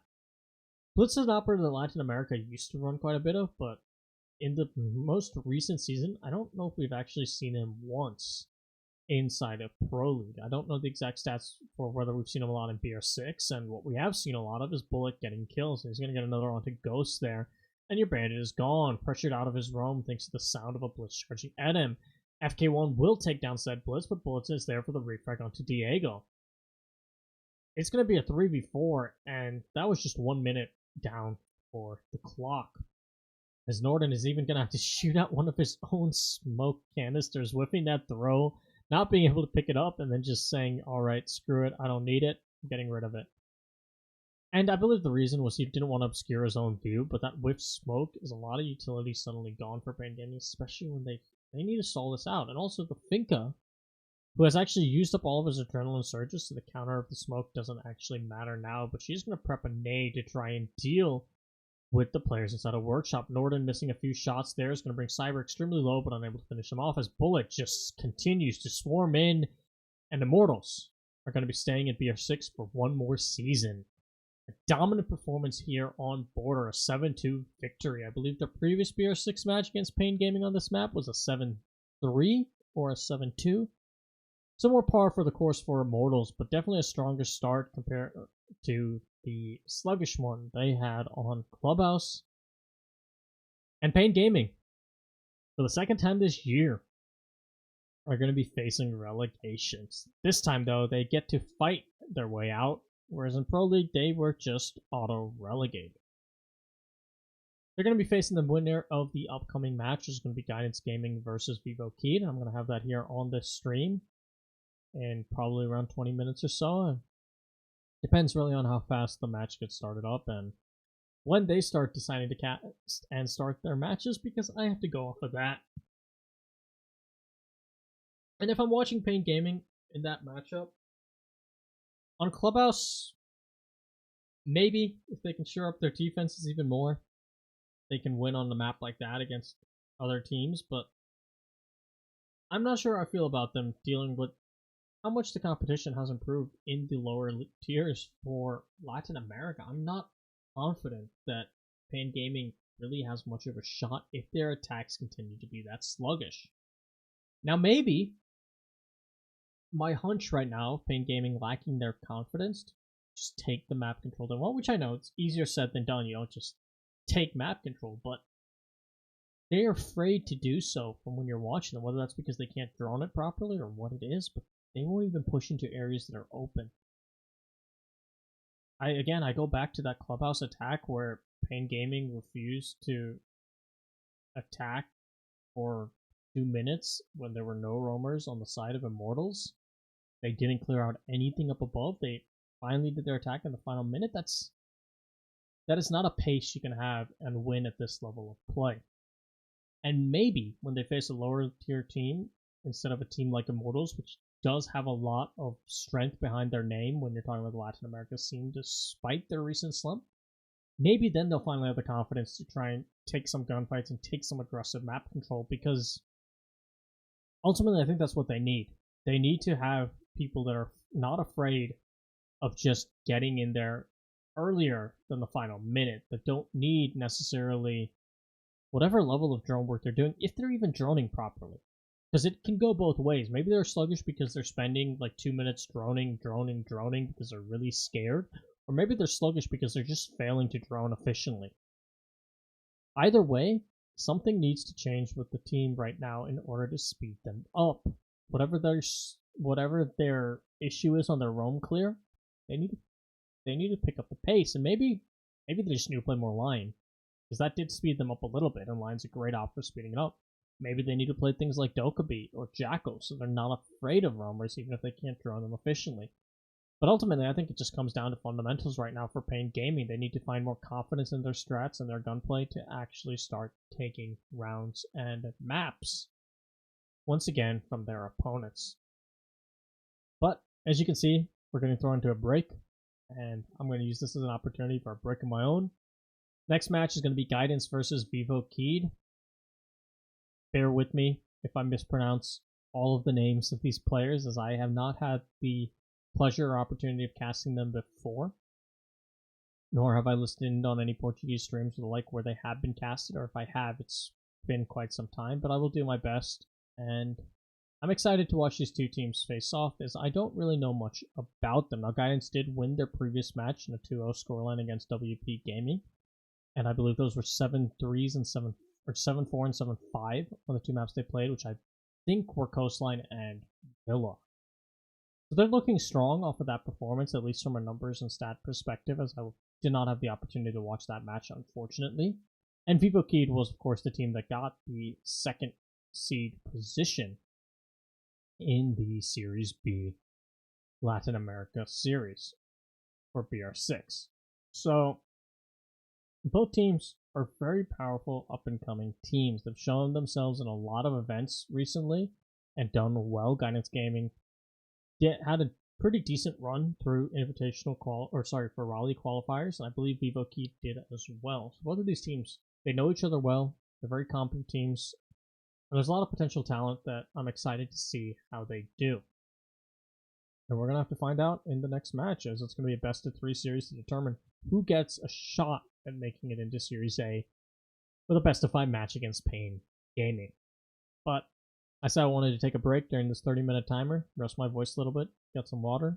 So I recommend you guys do the same. Get some food, get some popcorn, and we'll sit around for the next 30 minutes and then jump right back into the action.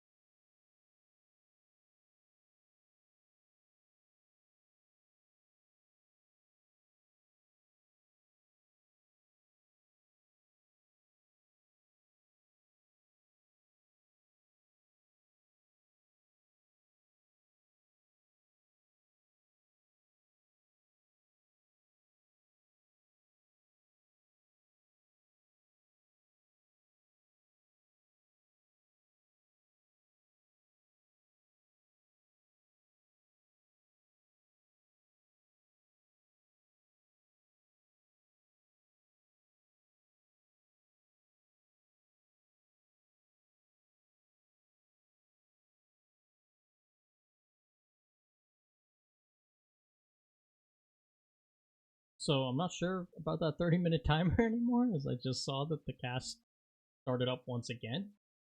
Maybe I just won't be getting water, but well, I'll stick around for a little bit and we'll see whether or not we're getting straight into the next match. If we are, well, so much for that water. No, we're actually going to be once again back to the 30-minute timer, so I don't know what that was about.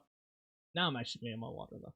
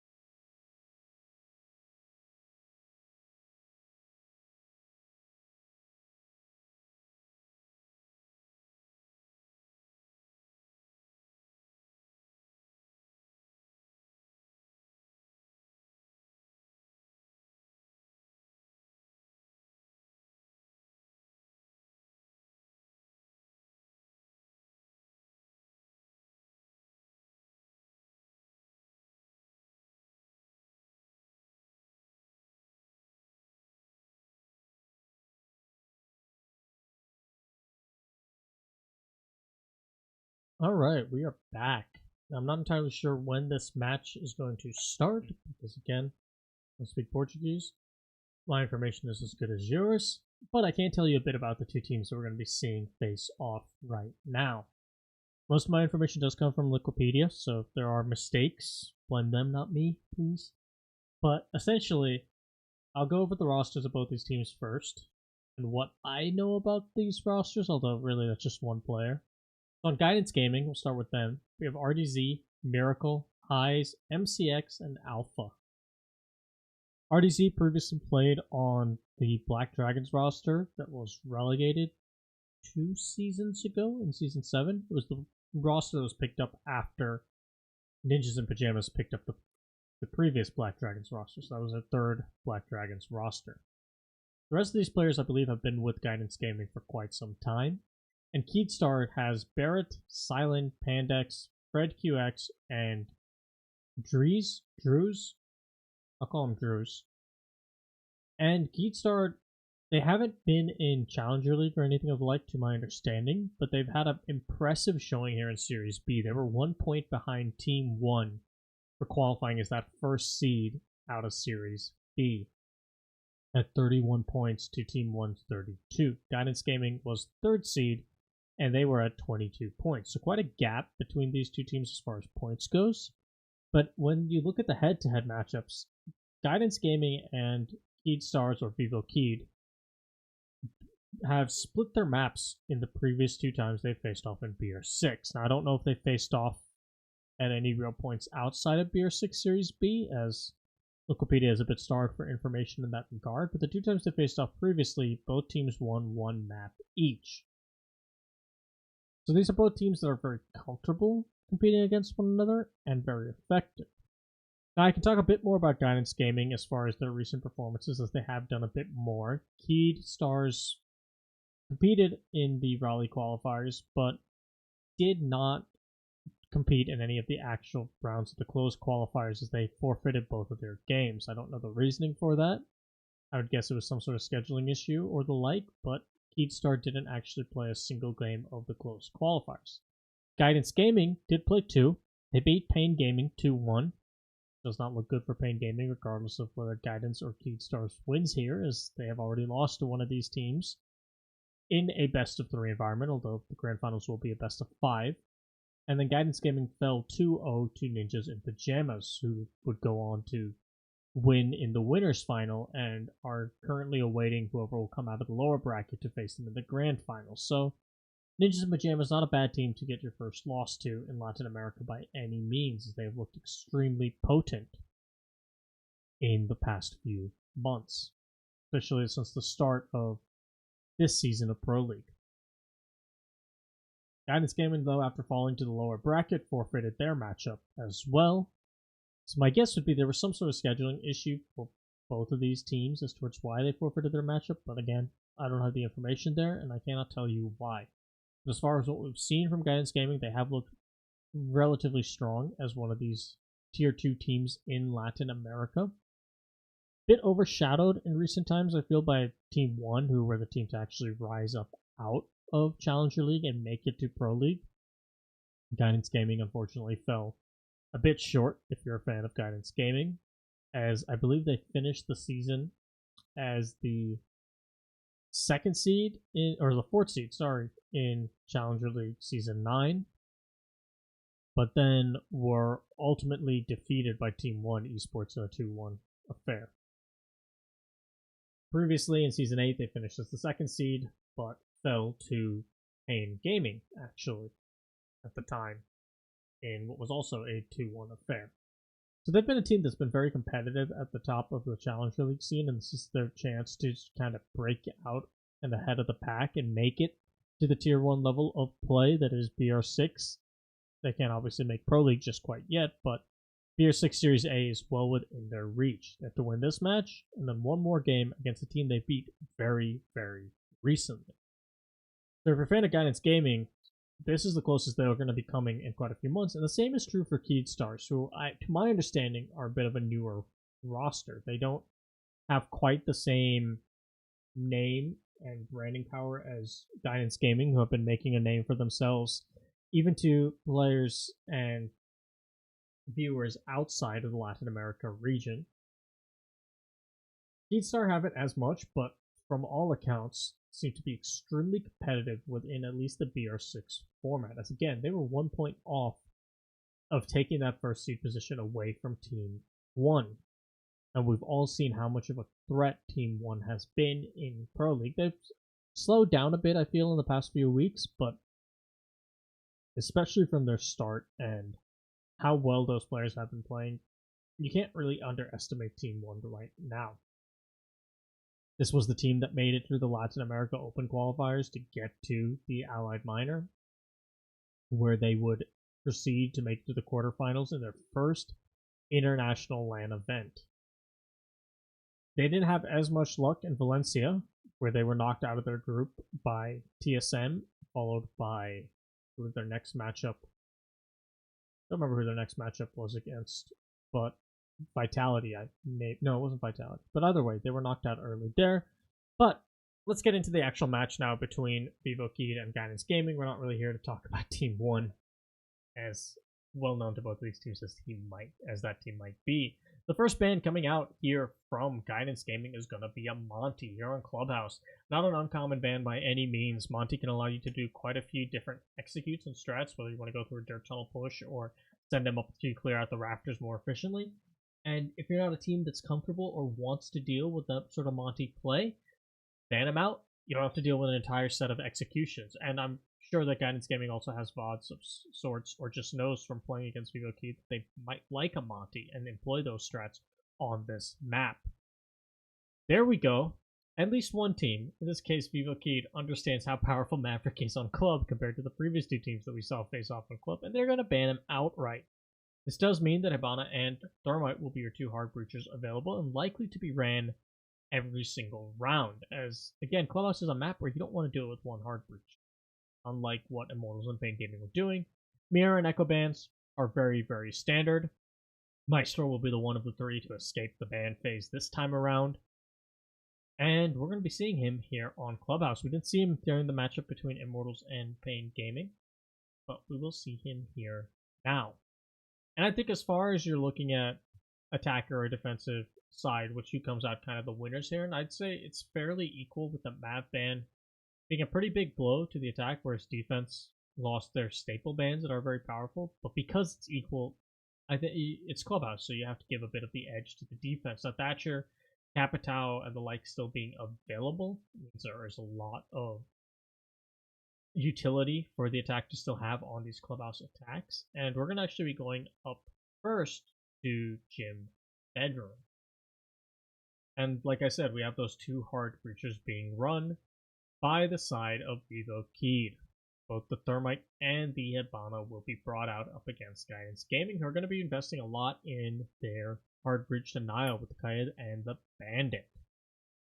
The castle being run for Gym Bedroom is going to be fascinating to watch where he sets up his castle barricades to try and hold this map. Whether he's going to do it to enable a potential bandit trick, and that first one on the south window, if he puts one also onto the gym door, I think we're very likely to see either a bandit or a Kaid, and there is in fact that gym door castle. So the setup from Guidance Gaming seems to be focused very heavily right now, at least, on making sure that the bandit can deny Jacuzzi Wall for as long as possible. Either the bandit or the Kaid. My guess is though the Kaid's going to be actually playing up here in cash, because if he has impacts with him, he can deny the opening of all of the walls around him here in cash and just be a complete nuisance and threat to be actually removed.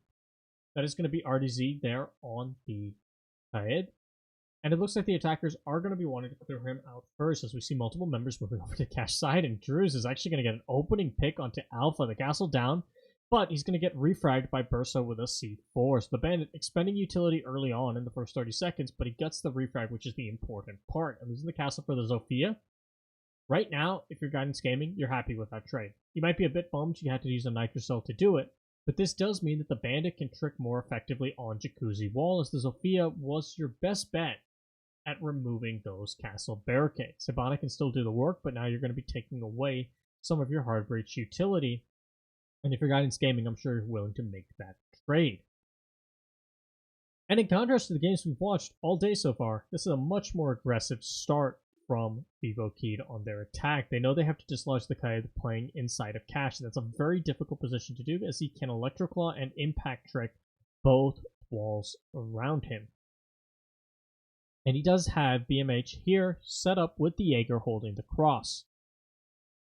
And it looks like Vivo Kid, they're still concerned about pushing him out, but they are going to slow things down a little bit, and they're not investing as many people into the server side to clear out this Kaed. Right now, I think they're more focused on just locking him down in position, knowing that after they lost their bit of their entry with Druze, they don't want to lose too much manpower and utility clearing him out. They've lost their most explosive force to do so, and they want to make sure they do the rest of their map control first before they even approach this. You can see the Thatcher being prepped with the EMP to open up Jacuzzi Wall. But the Zofia being dead could spell disaster for this bandit trick, but the bandit burst has actually completely fallen off of the Jacuzzi Wall, so the entire focus of that setup is no longer going to bear any fruit because the bandit pushed all the way to construction.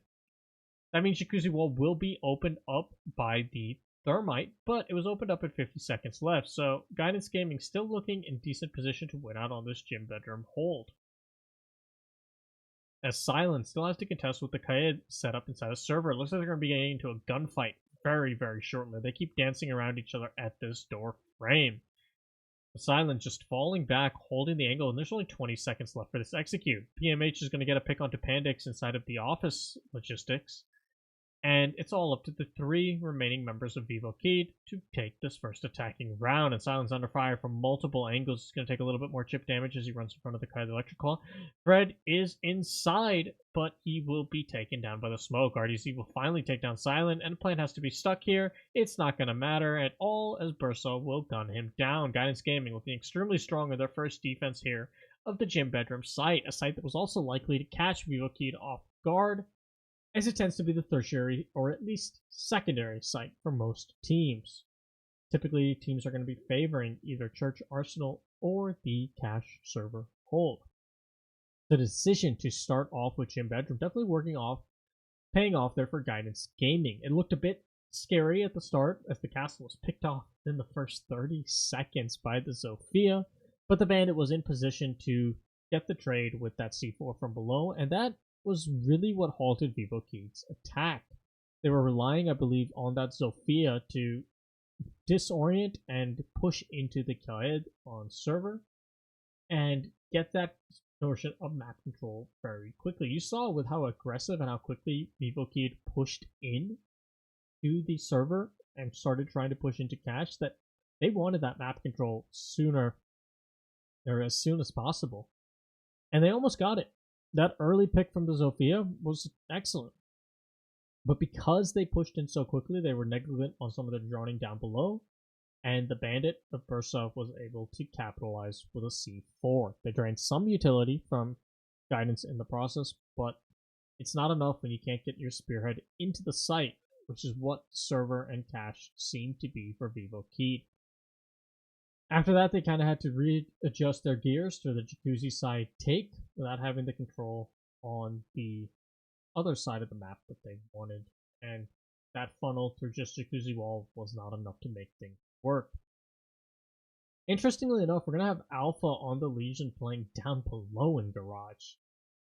A risky position to be sure compared to the Raptors, as there are a lot more angles that attackers can punish the Legion here. They could send someone even into stock if they don't want to punish him just from the front door of the garage or open up one of the garage panels. The Legion can be taken out quite effectively should he be droned out properly by Vivo Keyed. The Bandit, though, tricking of Miracle is going to make Barrett's life a little bit harder here on the Thermite. And it looks like that first Bandit trick is going to be successful. It's one of your exothermic charges gone.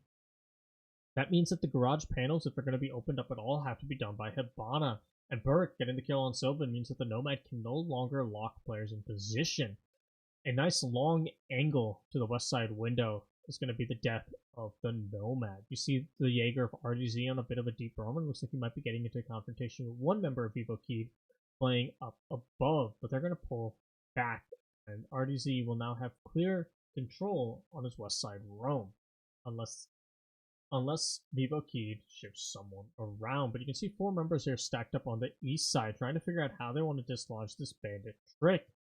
Barrett's going to start trying to go for his next exothermic charge, and the Zofia down below is going to be what takes out the bandit. And you can actually see that both the exothermic charge and the X-Kairos was going off, so that the bandit, even if he tricks one, the other would get things opened, especially with the Zofia playing down below to deny him any mobility. But that is going to mean that we only have a single X-Kairos pellet set available for the Hibana to open up anything else. That means either construction side push or the garage panels will not be open, most likely. And Fred, though, as the Hibana, he might not be opening a lot of walls, but he will be opening up the round a bit more as he picks off the Maestro of BMH. 40 seconds left for Guidance Gaming, so they do have a bit of time on their side, but they're going to be down to a single gas canister and no more denial in the form of nitro cells. As you can see, the members of Vivo Key just stacked up to go for this garage take, but Alpha, the Legion, could be the difference maker as he does have control still of Cash Stairs. He's going to be holding the server side push, but he's going to miss his shots, lighting up Barrett, and RDC is actually the one to finish him off. So despite the missed shots from the Legion, the player will still go down. Fred will down Alpha, but the planter will get down themselves. Drews will down RDZ. With too many down members on his team, Bursa, despite it being a 1v3, ultimately only had to land the kill onto one player, and he will do so. Guidance Gaming walking away with another round on their defense, but Vivo Keyed, good adaptation from them to adjust their push despite the early pick onto the Nomad. They lost any of the pressure they might have wanted on the western side from that window into server, and that could have been disastrous for Vivo Keyed, as now the bandit trick was a lot harder for them to deal with. I believe the Nomad was put in that position in large part to deal with that bandit. She got peeked by the Maestro, taken out, and yet Vivo Keyed was still able to adjust and bring that to a 1v1. Technically, it was technically a 3v1, but 2 members were down, so effectively a 1v1. Really, what hurt Vivo Keyed there was the fact that they just didn't have time because of that early pick. And what little they were left to work with, it took them a bit too long to clear out the bandit. I believe they were probably hung up on trying to drone out stock, make sure that the Zofia, when she pushes in to open up the bandit down below, is not going to be contested. Because if the Zofia dies as well, you have no way of dealing with that bandit trick. Server wall is not getting opened up. And that was probably the round done and dusted for Vivo Keyed. So I like the adaptations we are seeing out of them as far as mid-round work, but it's not been enough so far to get through Guidance Gaming's defenses, which have looked extremely solid. They're playing very well for trades in particular. You're seeing that even if some of those shots are missing or the crossfires aren't working out or a player gets picked in a position that he doesn't want to be or shouldn't be picked in, they've been pretty effective at getting those refrags. And I think the best example was how the end of that round went. Every player that got a pick, because Vivo Keyed swarmed into sight and started getting pick after pick, but every player that got a pick was immediately downed. They weren't killed, but they were downed. And that was what ultimately meant that it was just a 1v1 for the smoke to work out of. Now on this Church Arsenal hold, we're seeing a really heavy investment on the top of the blue stairs. You have 2 members of Guidance Gaming set up there. That's going to be the Legion of Alpha and the Jaeger of RDZ. It's likely going to be Drews once again tasked with clearing things out. He's been what appears to be the primary force of entry for Vivo Keyed. The Sophia trying to go in there and break things up and push into the site, and so far, I believe he's 1 for 1 in his opening kills. Or 2 for 1, or 2 for 2, sorry, in his opening kills. So he's definitely been working effectively in that role for Vivo Keyed. The real trouble has been that he's also been refragged pretty shortly after, and that's good play from Guidance Gaming and something that Vivo Keyed will need to play into their advantage and try and get that refrag as well. So even if they lose Drews immediately after, they can get one more. The Pulse of Burst of those can have a lot of information on this kitchen side take. Moto Hatch, though, has been opened up, so not as sluggish as some of the other attacks we've seen on Clubhouse today. But we're still at the halfway point of the round, and outside of Moto Hatch, it doesn't seem like Vivo Keyed has quite a bit of map control. I'm not even sure if they've dislodged the player, and no, they have not. They have not dislodged RDZ, playing aggressively At the top of blue stairs, Berto will get the opening pick of the round onto BMH. That's going to be our Maestro down. A huge pick for the Thermite as he's going to now start to approach this church wall. But that gas canister, oh, if it was just a little bit more to the left, it would smoke out that Thermite and probably kill him based on how low the Thermite's health is. Nevertheless, it did not clip far enough through. But the Thermite charge will be impact tricked as RDZ will get the pick onto Sylvan, the Nomad being taken down, and you still have two players playing inside of blue. Miracle will finally get that Thermite through his clipping gas canisters, and all of a sudden things are looking great for Guidance Gaming. Made even better as Miracle takes down Drews. It's all up to Fred and Pandex in a 2v4 situation. But this player getting aggressive on blue stairs of RDZ could give Vivo Key the opening they need, but he's going to do a lot of damage to the Thatcher. And that's going to make Vivo Key wary as the Jaeger can continue to just push forward now. Verso will be taking down Fred with a C4. Pandex will get one onto Alpha, but he's got 6 seconds to work with. He has to recover Diffuser. He doesn't have Church Wall open, and there's an RDZ flanking from above on the hatch.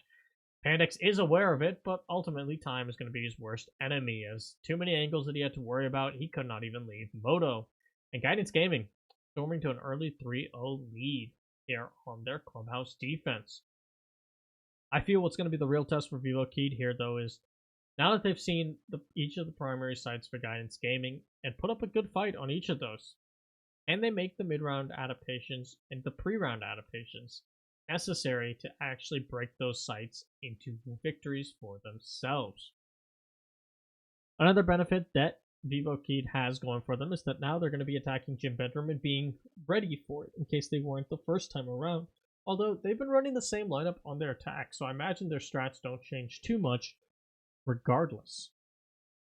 And this is something you see with a lot of teams lately in Siege, is you don't have your attacks necessarily be flexible in terms of swapping around tons of roles until really the midway point of the match, in which case you can start to estimate the sites a little better and how the enemy is playing. But even still, a lot of teams like to just figure out their attacking lineup that works well for each map, for every single site, and play off of that.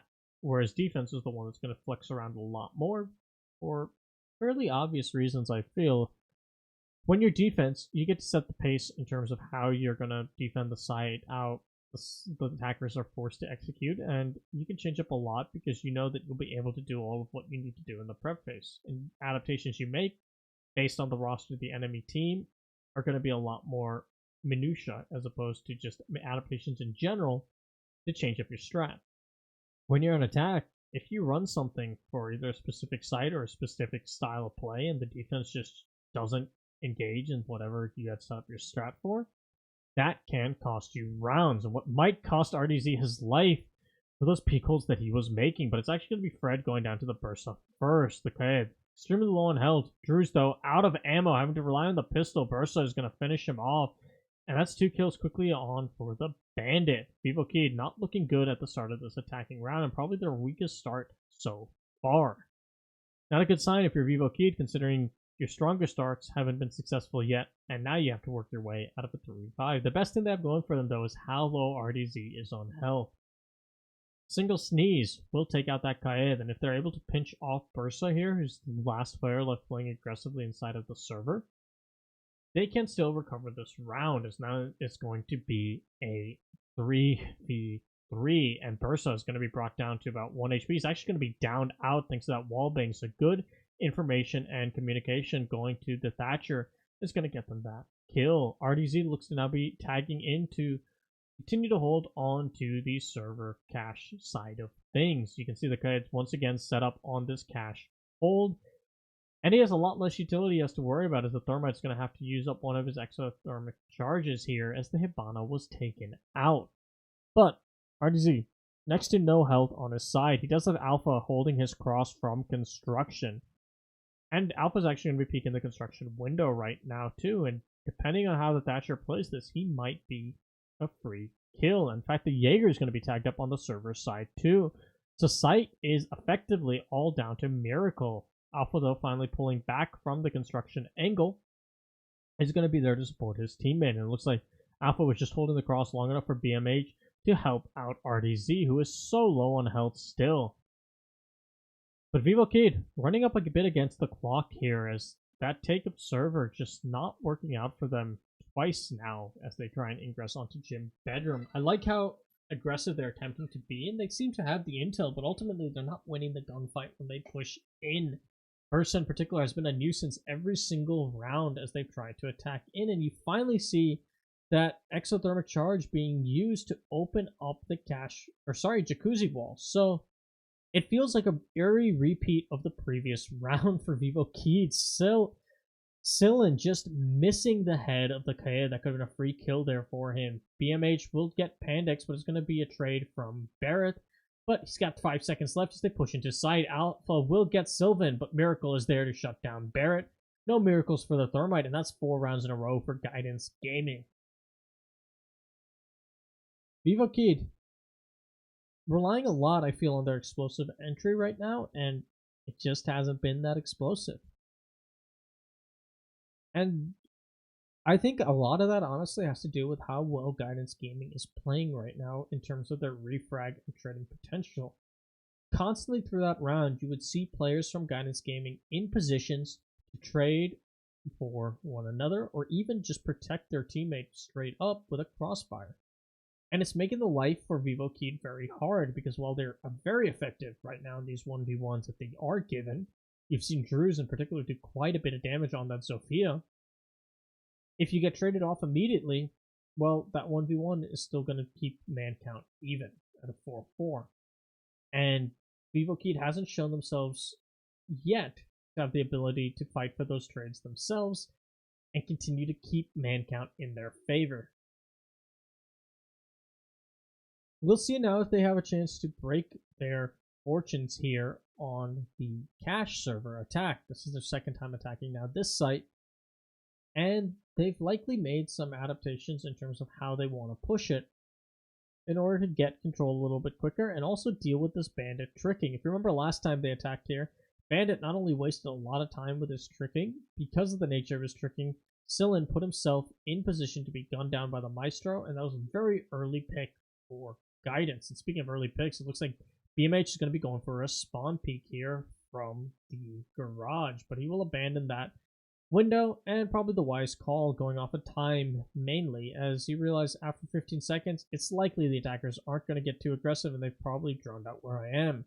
One change that we are seeing immediately is that X-Kairos pellets are going to be used on the garage panels, so they can try and pressure the Maestro out of the rafters a bit more effectively. This is still such a powerful angle, though, for the defense to play, especially with the ACOG of the Maestro and the 81 bullets in that Alda, a powerhouse of a weapon. We can see Miracle once again set up on the Bandit trick, and the question really for Vivo Keed is, can they deal with this Bandit trick more efficiently this time around? Will they get the Zofia down into stock sooner rather than later? But that means they do have to clear out down below. And the first exothermic charge is going to be taken out by the Bandit, but the hole being opened up by the Hibana means that Drews can get a pick onto Miracle, and your Bandit is gone, your tricking is gone. The second exothermic charge can now be used without any fear. BMH, though, testing the angle opened up by the Hibana, will do quite a bit of damage over to Drews, and you can see 3 members of Vivo Keed quite worse for wear, whereas the remaining members of Guidance Gaming are all on full health. Still, man advantage for Vivo Keed, and still quite a bit of time for them to work with. It doesn't look like the Thermite's going to open up server wall just quite yet. They're going to be droning out inside of stock, seeing if anyone's playing down below, possibly with a C4, but there aren't any more C4s available to Guidance Gaming after the pick on Miracle.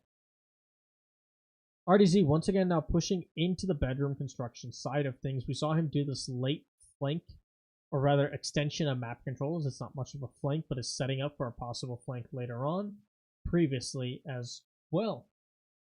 And they know they have to dislodge this Maestro from his position. They know exactly where he is, but they can't quite get the angle to kill him just quite yet. Drews, though, is going to do a lot of damage to BMH as he just peeks into the Maestro, and the Maestro unable to fire back in return. Fred finishing him off. And Vivo Keed, well, they only have 30 seconds left to go, finally have the map control that they wanted. The question for me really was, has that exothermic charge been detonated? And RDZ is going to take down Drews, but he will get refragged by the Thermite.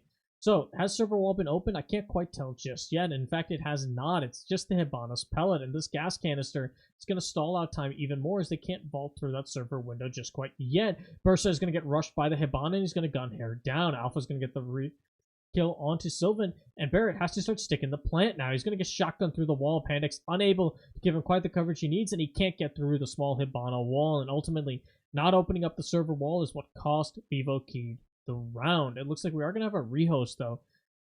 So I'm starting to be worried if that was possibly a thermite bug and the reason why they could not open up that server wall. If so, that is very unfortunate for Vivo Keyed, and it's going to be why Guidance Gaming goes up 5-0 so far.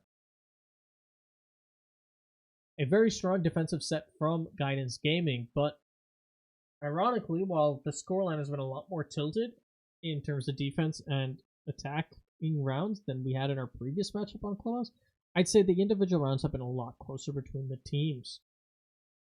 Ultimately, what Guidance Gaming is doing so well is being able to fight for refrags and trades, and that's where they've been burning off the clock for Vivo Keyed. Now, I am a bit worried that the thermite bug was the reason why that server wall was not opened up, because I can't really think of any other reason, as the thermite did try and go to that wall. At one point, he was there for quite a while, and if that's why that wall wasn't opened up, that's very difficult if you're Vivo Keyed, because that wall not being opened is why you lost that round. The Thatcher couldn't provide adequate coverage as a result, and he couldn't even push back into the site once the thermite got gunned down. But we'll see here how quickly this rehost happens, as I'm just about as blind for that information as you guys are. I see everything you guys see and hear everything you guys hear, which is, I hear absolutely nothing. But hopefully we will get into this match shortly, and I think really the big thing for Vivo Keyed right now is finding a way on this upcoming Church Arsenal attack to fight for those trades themselves, or break apart the crossfires being set up by Guidance Gaming. Force the defenders to be isolated more effectively from one another, which Church Arsenal is arguably the hardest site to do that on Clubhouse, but that's what Vivo Keyed really needs, as they're struggling to get the same number of refrags and trades as Guidance Gaming, and that's hurting them quite heavily in the ensuing later portions of the round. But if they are able to finally win this last attack, a 5-1 split, if there's any map that you want to get this on, it's either Villa or Clubhouse, because those are the two maps that you can run back the score a bit on your defense, especially depending on the bans. 5-1 is not something you want optimally. It's a very difficult position to crawl your way out of, but it can be done, and we've seen it happen to quite a few teams on Clubhouse in particular. I think actually the invitational match where SSG took a map off of G2, SSG was down 1-5 after their attacking set, and then won 5 in a row on their, or not 5 in a row, but then also went 5-1 on their defensive set to tie things up and force things to overtime, which they would later win against G2. So it is very doable. It is very possible in your Clubhouse defenses to try and pull back from a 5-1 scoreline, but a 6-0 is where you start to be really worried if you're Vivo Keyed, because even the tiniest of mistakes and you're done, and that's the map gone, and you have to go on to the next one and put that map behind you. The real question I have going for Guidance, though, when they have to swap to their attacks is, can they keep the same level of refrag and trading potential working on attack? It's a lot harder on attack than defense because you can't pick your crossfires nearly as effectively. But if they are able to do so, I could easily see this map going very, very quickly to Guidance Gaming, because that's been a really impressive strength for them, and something that even a lot of tier 1 teams struggle with, is being able to get those consistent refrags. The fact that Guidance Gaming has been so good at that has been, I think, the largest portion of their success in this match. Now, this rehost, though, is going to give both teams a moment to breathe, talk to their coaches. I know Guidance has one. I do not know if Vivo Keyed has a coach, but nevertheless, they can talk to their coaches, they can discuss amongst themselves, and get a minute to regroup, refocus, and approach these next few rounds. For Vivo Keyed in particular, you get a lot of time to start stratting your final attack, and you know what side it's going to be, unless Guidance Gaming throws really, really big curveball with a bar gaming defense, but somehow I doubt that. Just consider it a hunch, if nothing else. But what that does mean for Vivo Keyed is they have a lot of time to now prep the site that they know they're going to be attacking and figure out, okay, how are we going to get this done? What adjustments do we need to make for this particular site? We don't have to worry about any other site on the map right now. What can we do to speed things up? What can we do to make sure they can't keep getting these trades on us that they've been so effective at? What can we do so we're not just suiciding in for Moto in the final few seconds of the round? Do we want to expend more pressure onto blue and get control of blue so we can push from Moto and blue more effectively? Do we want to push in from dirt and really just focus the kitchen side, which we ignored previously? There's a lot of room for adaptation here from Vivo Keyed, and the question is, what is there going to be their choice at the end of the day?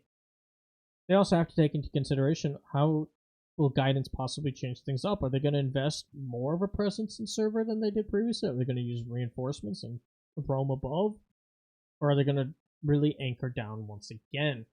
And we'll get all the answers to those questions in, ideally, the next few seconds, as it looks like we're going to be hopping right back into the map now after the rehost. The one detriment of the rehost is, of course, that the leaderboard is going to be reset, so we won't see the kills and the like coming out from these teams, and it's a bit of a shame because I am curious what Guidance Gaming's spread of their kills is, as I believe it's going to be remarkably even with the sheer amount of refrags they've been fighting from. If there might be one or two players that kind of broke away from the pack to a degree, but I don't imagine Guidance Gaming is too far spread as far as their kills go for their team, and that's a great thing if you're Guidance Gaming. But we're not going to getting into the final attacking round for Vivo Keyed. Another thing to note is I'm not sure whose map pick this was, but I would imagine it has to be Guidance Gaming's. Although, if that's the case, that means Vivo Keyed elected to attack first, as Guidance Gaming is on the defense. If this is in fact Vivo Keyed's map, that is a very difficult position now if you are Vivo Keyed. Although again, you get to go to your defensive set next, and that is a salvageable position, provided Vivo Keyed can get this one round on the board. Bursa is going to be teasing the pulse, but eventually 6-pick over to the Kayid. Now we're likely to see some impact tricking and possible electrical tricking coming out for that kitchen hatch in particular. And that was a hatch that Vivo Keyed kind of ignored last time for very similar reasons. And the thing that I'm curious to see is if they actually adapt and want to push more kitchen side, or if they want to push more dirt side, or if they want to push more blue, or do the same sort of main stairs towards church push with moto control that they did previously. There are a lot of options for how you want to attack this bottom site after the rework, thanks to the introduction really of that blue stairwell and some of the modifications made on the rest of the map. And the real question for Vivo Keyed is, what do they think is the approach that's going to net them the most success on what hasn't been a good attacking half for them by any means? They've come close a lot of these rounds, but ultimately, if you're not getting the points, it doesn't matter how many of those rounds were 1v1s, you still lost all 5 of them. Once again, though, we're going to see RDZ just aggressively playing up in garage at the top of the blue stairs. In fact, he's now going to go all the way up the cash stairs and push into server side. Bursa, though, is going to be getting the first pick of the round onto Sylvan, getting that 44 mag from afar. RDZ is going to pick up 2 of his own, and Vivo Keyed looking in terrible position to get this final attacking round to go their way. We might see a flawless half coming out from Guidance Gaming. It's looking ever so near. Thermite and Thatcher are going to have to make a miracle happen. A miracle is not on their team right now. Still, if there's anything going for the Thermite and Thatchers, the fact that they have 2 minutes, as they lost all of their members on this new roam from Guidance Gaming, not something we've seen them do just quite yet on this basement site, and it paid off quite substantially, both RDZ and Bursa having great showings on the roam. Pandex is going to be making sure not to try and clear out bathroom with a drone, but I'm not sure if he spotted out the player playing at the top of the stairs. If not, this could prove detrimental for the Thatcher as he now tries to push in and make it so that Motohash can be open, but he was aware of the positioning of the Kaid. He tried to surprise him, no such luck as Bursa fell off of the angle at just the right time. RDZ and Bursa, though, are going to be the ones playing up top still, and that's going to make Vivo Keed have a lot to worry about as the Thermite and the Thatcher basically have to decide what hatch do we want to open. Do we want to open both, or do we want to save one for Church? And it looks like both are going to be saved for Church, and it's not going to matter as Miracle guns down the Thermite. Pandex, he has to find 5. They all know where he is. There's no hope for him here. Miracle's going to see to the perfect half, ending with a flawless round for Guidance Gaming. One more round and they secure map 1 and put themselves that much closer to fighting Pain Gaming for Series A. Series A. For Vivo Keed, this is the point where you really have to stop thinking necessarily so much about your strat wise, what went wrong in your attacking halves. It's a 6-up. It's an awful position to be in. At this point, you scream to yourself, this is super defensive favored. The bans have made it even more defensive favored. This is Clubhouse. This is super defensive favored. And sit down and just take things round by round by round. Making sure that you can pull this match out of your bag, and maybe you can get all 6 rounds, but at the very least, you don't want Guidance Gaming going into that energy on the second map if they get really a 7-0 or 7-2 scoreline. If you can start to pull back some of these rounds and make Guidance Gaming a bit more unsure, even if you can't win this map out here, that will give you a lot better momentum going into the next round, and you'll be a lot less demoralized if you're able to start pulling back this comeback.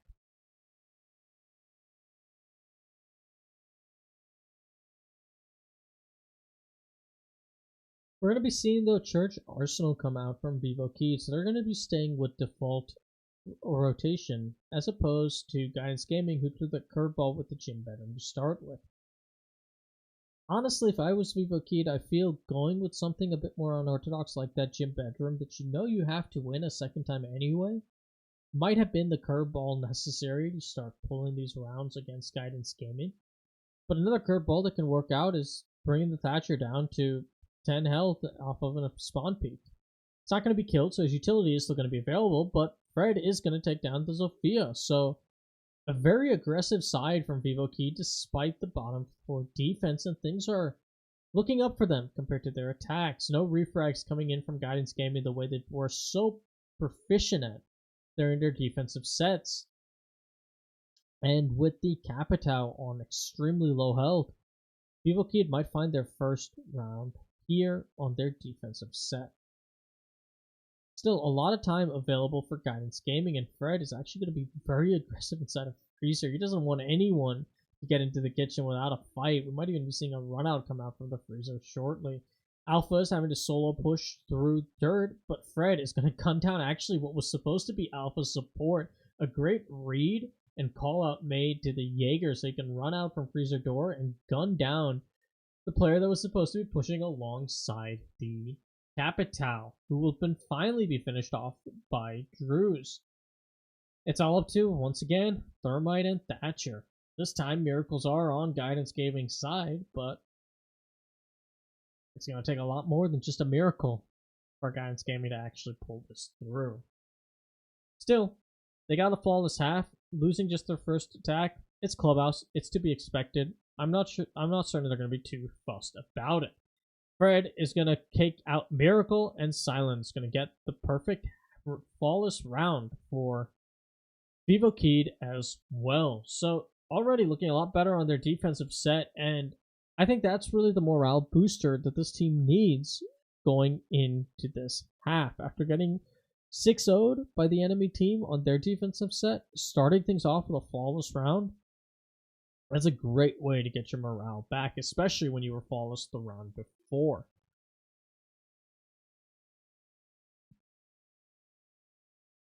A lot of adaptations, though, coming out from Guidance Gaming, though, this time around in terms of what they're actually going to be bringing for their site attacks. As, well, it was originally just the Jackal for the Capita, but he will get 6-pick back. But instead of the Sophia, we're going to have the Buck on Bursa. They're likely anticipating this cash server hold from Vivo Keyed, and they will be correct in that endeavor. And the Buck can go down below with both his frag grenades and that underbarrel shotgun and just deny the bandit trick. So Guidance Gaming not wanting to have Sillin be just as much of a threat as we had seen Guidance Gaming be with their bandit play on that server wall. The Jackal being teased actually is an interesting 6-pick strategy in terms of they want to make Vivo Keyed be a bit more afraid to go on these deep roams that were punishing Guidance Gaming so effectively. We saw that one early pick and the huge amount of damage done to Alphas from the start. So if you can scare those roamers a bit, make them worry that they're going to get pushed out by a Jackal, you might be able to slow things down from Vivo Keyed, and that's what Guidance Gaming is hoping for. But they still want to obviously have the utility of the Capita because he's just so powerful on this map right now. And particularly on this site, I would say this is the strongest site for Capita to deny, as he's great at denying the bandit trick. He can deny positions inside of rafters, or just cut off the rotates from the cache stair or the cache side in general. Cruz is going to be droned out, but he's trying to Electroclaw trick the garage panels and slow down Guidance Gaming's attack. He's in a dangerous position, and the door being opened up is going to make it all that more difficult. He's going to throw an Electroclaw and bail right out of there, and probably the wise call from the Kaed. He was able to burn about 45 seconds, but he escapes with his life, which is the most important thing right now. And it looks like he even wasted a Flame Bolt from the Capita, so a good waste of utility too on the side of Vivo Keyed, as they're now going to only have one more Flame Bolt left to either burn out the Rafters position or be utilized elsewhere. And Sillin's going to continue being able to do the tricking on the server wall. Miracle is finally pushing up to that wall as the Thermite, but there's not a whole lot he can do just quite yet. You can see, I believe that was Pandex actually on the smoke far over on the bedroom side. A bit of an odd position to be sending your smoke to on such a deep roam, but it might just pay off for Vivo Keyed,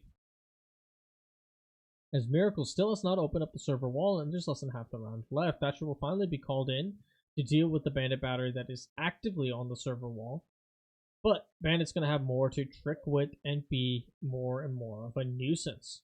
They're going to try and do the same thing that Vivo Key did to them with the Hibana charge and the Thermite charge on the same wall from different sides, and Sillin's actually going to mess up his Bandit trick, and the barricade is going to work against him as he finds himself trapped in position. He's going to call in Bursa, though, to open things up so that he can escape. Or sorry, not Bursa, call in the Maestro. So Sillin does manage to escape with his life after what looked to be a messy situation, as a bit of confusion, I think, on the Bandit's part failed the Bandit trick. But Guidance Gaming, they only have 30 seconds left to work with, and they now have to trying to get some kills and push into the site. Drews is going to make that really difficult as he guns down the Hibana BMH and survives the Capita Bolt. He will get refragged though by RDZ, who is playing from the server side. And Pandex is extremely low on health. Fred Q though is going to take down Alpha, so that's your Capita gone with 13 seconds left on the clock. Miracle with a beautiful headshot onto Barrett will gun down the Maestro playing on cash, as they'll now try and push in from the cache stairs, but Sillin's there to greet them from construction with a quick two-piece. He's trying to go for the third. He doesn't even have to, as time will run out for Guidance Gaming. And this might be the start of Vivo Keyed's comeback here on their clubhouse defenses, as they've looked very, very strong right now on their defensive set, just wasting the time of Guidance Gaming. And it's been a bit of a change-up, because Guidance Gaming, what they were doing so effectively on their defenses is not what Vivo Keyed is necessarily doing. Vivo Keyed is playing with a bit of I would say, controlled aggression. They're being very aggressive at the start of these rounds, but I'm really liking their ability to peel back and rotate when they realize the position is just too dangerous to continue contesting. And as a result, you can see those players constantly escaping with their lives while buying a lot of time on the clock. That's forcing Guidance Gaming to have to get a bit more loose when they finally go for their executes, not have the map control they want, and then they're getting punished by the very players that escaped previously, such as Drew's on that Kaed play inside of Garage, knowing when to bail out from that bottom hold and knowing he's wasted more than enough time. And then he was able to rotate, get into Rafters, and get a pick from there. He was refragged later on by Guidance Gaming, but ultimately he did the job he needed to. Whereas if you contrast that with Guidance Gaming's defenses, they were just focused mostly on refrag. So rather than have players necessarily peel back after wasting times, the players were put into some level of death positions for some of the spots that they had been set up, but they had plenty of teammates covering their back so that even if they did die in said position, there would be a 1-for-1 trade coming out thanks to a teammate. So I guess two different philosophies for how you want to go on these defenses, whether you want to fight for refrags or if you want to just fight for your life. And right now, both are proving equally viable here on Clubhouse. The question for Vivo Keyed, though, is now they have to go to a tertiary bomb site. And while Gym Bedroom is liked by a lot of teams, is Vivo Keyed one of them? Can they find the same success on Gym Bedroom as Guidance found on it? And Guidance played it as their primary site. Vivo Keyed didn't have that much confidence in it, considering they didn't go for it as their primary site. And now they have to show how well they can perform here, as they're going to have to win this site twice. So not only is this first set going to be a important round, because every single round has to be won if you're Vivo Keyed, it's going to be a good trial phase for Guidance, even if they lose it, knowing that the second time they go here is going to be their best opportunity for winning out this match. Although, if this gets to a second time, they will have forfeited all of the momentum they had, as at that point it'll be a 6-5. And that might also wear down Guidance Gaming. You do, though, see the Bandit being forced out of his Bandit trick a lot more effectively by the side of Guidance Gaming right now, and that's going to have to force Drew's, or actually Pandex is the one playing inside of server to try and do some contestation on the window where they're trying to pressure the Bandit from. A dangerous position to have your smoke playing, but one that might just pay off. Missed shots there from BMH, and he loses out on an opportunity to take out the Bandit outright. He's going to actually eat some damage from Barrick playing on the Maestro. So Guidance Gaming stalling in this attack as they have now a minute to work with, and they haven't cleared the Bandit off of the wall. Alpha will finally get Fred, and that's the Bandit gone, but Drews will get the refred onto Bursa, who was trying to drop into Logistics Hatch. Silent all the way off and Strip, though, looks to have been isolated, so they're not too worried about his push-up. But the Maestro continuing to flirt with death and not taking any damage forward as he's continued to just tag players one after the other. You see Drews playing aggressively onto the window all the way back from Logistics. And Pandex will return to site finally, only to meet his demise at the hands of Miracle. Miracle's going to pick up two as the Thurman is just aimed at Bathroom, and this is looking like a great round for Guidance Gaming, but they do have to run up against the clock, and Drews is going to get the kill onto Alpha, so the Capitao is gone. He's in a powerful position to try and flank up and pressure these players in Gym Bedroom, and RDZ is going to shut him down. It's all up to Sillin to save this map. He's going to fire off at one player, but unable to connect the shots. He does see the player vaulting in through the Gym Bedroom wall and is able to land those shots, and Guidance Gaming, unsure of the Valk's position, will not commit to the plant. Hibana was actually downed by the Valkyrie. And Vivo Keyed stealing away that round. Silent. A beautiful 1v3 from the Valkyrie. And Vivo Keyed ain't out of this yet. It looked like we were so close to going to map number 2. But ultimately, time, the worst enemy for Guidance Gaming there. And I think that's going to be the real momentum shifter if you are Vivo Keyed. At this point, Vivo Keyed has won 3 rounds around. They have perfected their first rotation. And they have pulled back around they shouldn't have. They've gone a flawless round. They've won a round that was in their favor from the start, but was a slugfest. and then they clutched up a 1v3 they had no right winning. Those are all pivotal and momentum changing rounds as far as team morale goes. At this point, Vivo Kita is thinking they're still definitely in this. That's 6-0. They can pull back their defensive set. Guidance Gaming is struggling just as much on the attack of Clubhouse as they were. They've got this. That was the round the Guidance Gaming needed to win, because that was the round they were set up perfectly to do so in the final few seconds. But ultimately, heroics from the Valkyrie are why they did not get it.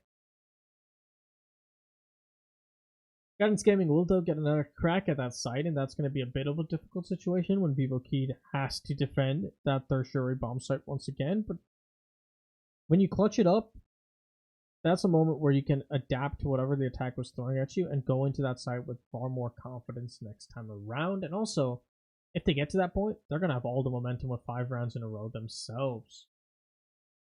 We do see once again Fred on this aggressive play. He got a pick onto Logistics Hatch previously, but he won't get one this time. You can see he was in a gunfight, I believe, with the Jackal of Bursa, but ultimately neither player doing any damage to one another as Bursa spots out the footprints of the Jaeger. They're going to invest in this Jackal now so they can actually clear out more efficiently. Bursa's going to eat a lot of damage as his position was well read by the members of Vivo Key, knowing that the Jackal's footprints could only be read from Logistic Hacks, and those wall bangs working out like a charm as the Jaeger continues to burn time up above alongside his teammate Sillin.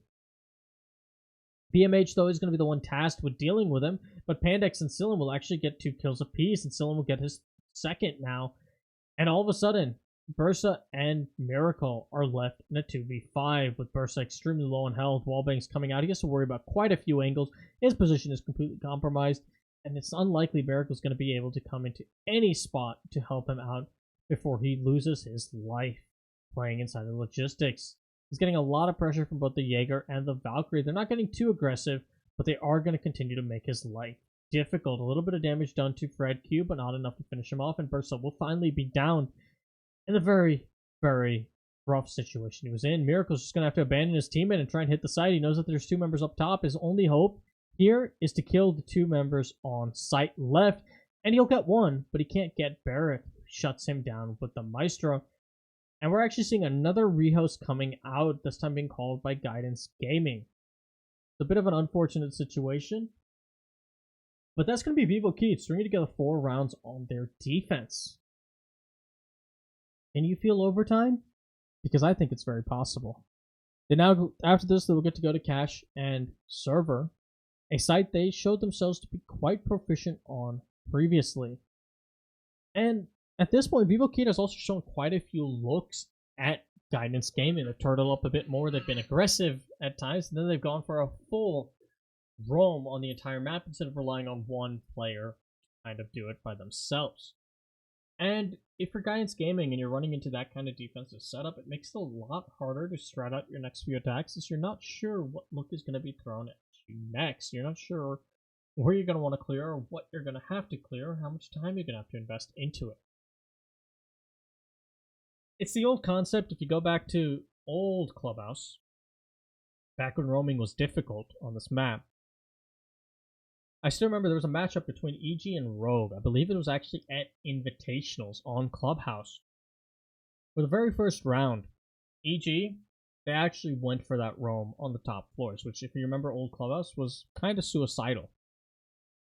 But they went for it. And what that did to Rogue is Rogue got punished because they weren't expecting it. And after being punished that way, EG didn't commit to that roam again. But because that happened in the first place, now Rogue had to waste a lot more time when they're droning on their clears, because they knew that they could be punished again for those kinds of mistakes. And that's what's happening to Guidance Gaming right now, as these tempo changes and these playstyle changes from Vivo Key are coming out. Guidance Gaming has to be a lot more worried about what they're going to have to deal with every single one of these rounds, and it's going to slow their attacks down. And we've already seen them lose attacks because of the time. And while it's not the same sluggish approach that we saw in the previous match of Pain Gaming, where Guidance was just afraid to take map control, Guidance is doing a good job of taking that map control. What's happening is that Vivo Key is actually contesting them properly and well, and it's still burning out the time for Guidance. And it looks like we're once again going to be thrown to a timer for this rehost. So I'm going to shut up for a little bit, as you know, I think we can all use a bit of a breather. This match between Guidance and Vivo Kid is turning into a really great one so far in this first map, as it looked to be all about over for Vivo Kid as Guidance ran that up 6-0. But impressive showing from the second seed of BR6 Series B to push this now to 6-4 and possibly steal away a map that Guidance Gaming looked to have in the bag.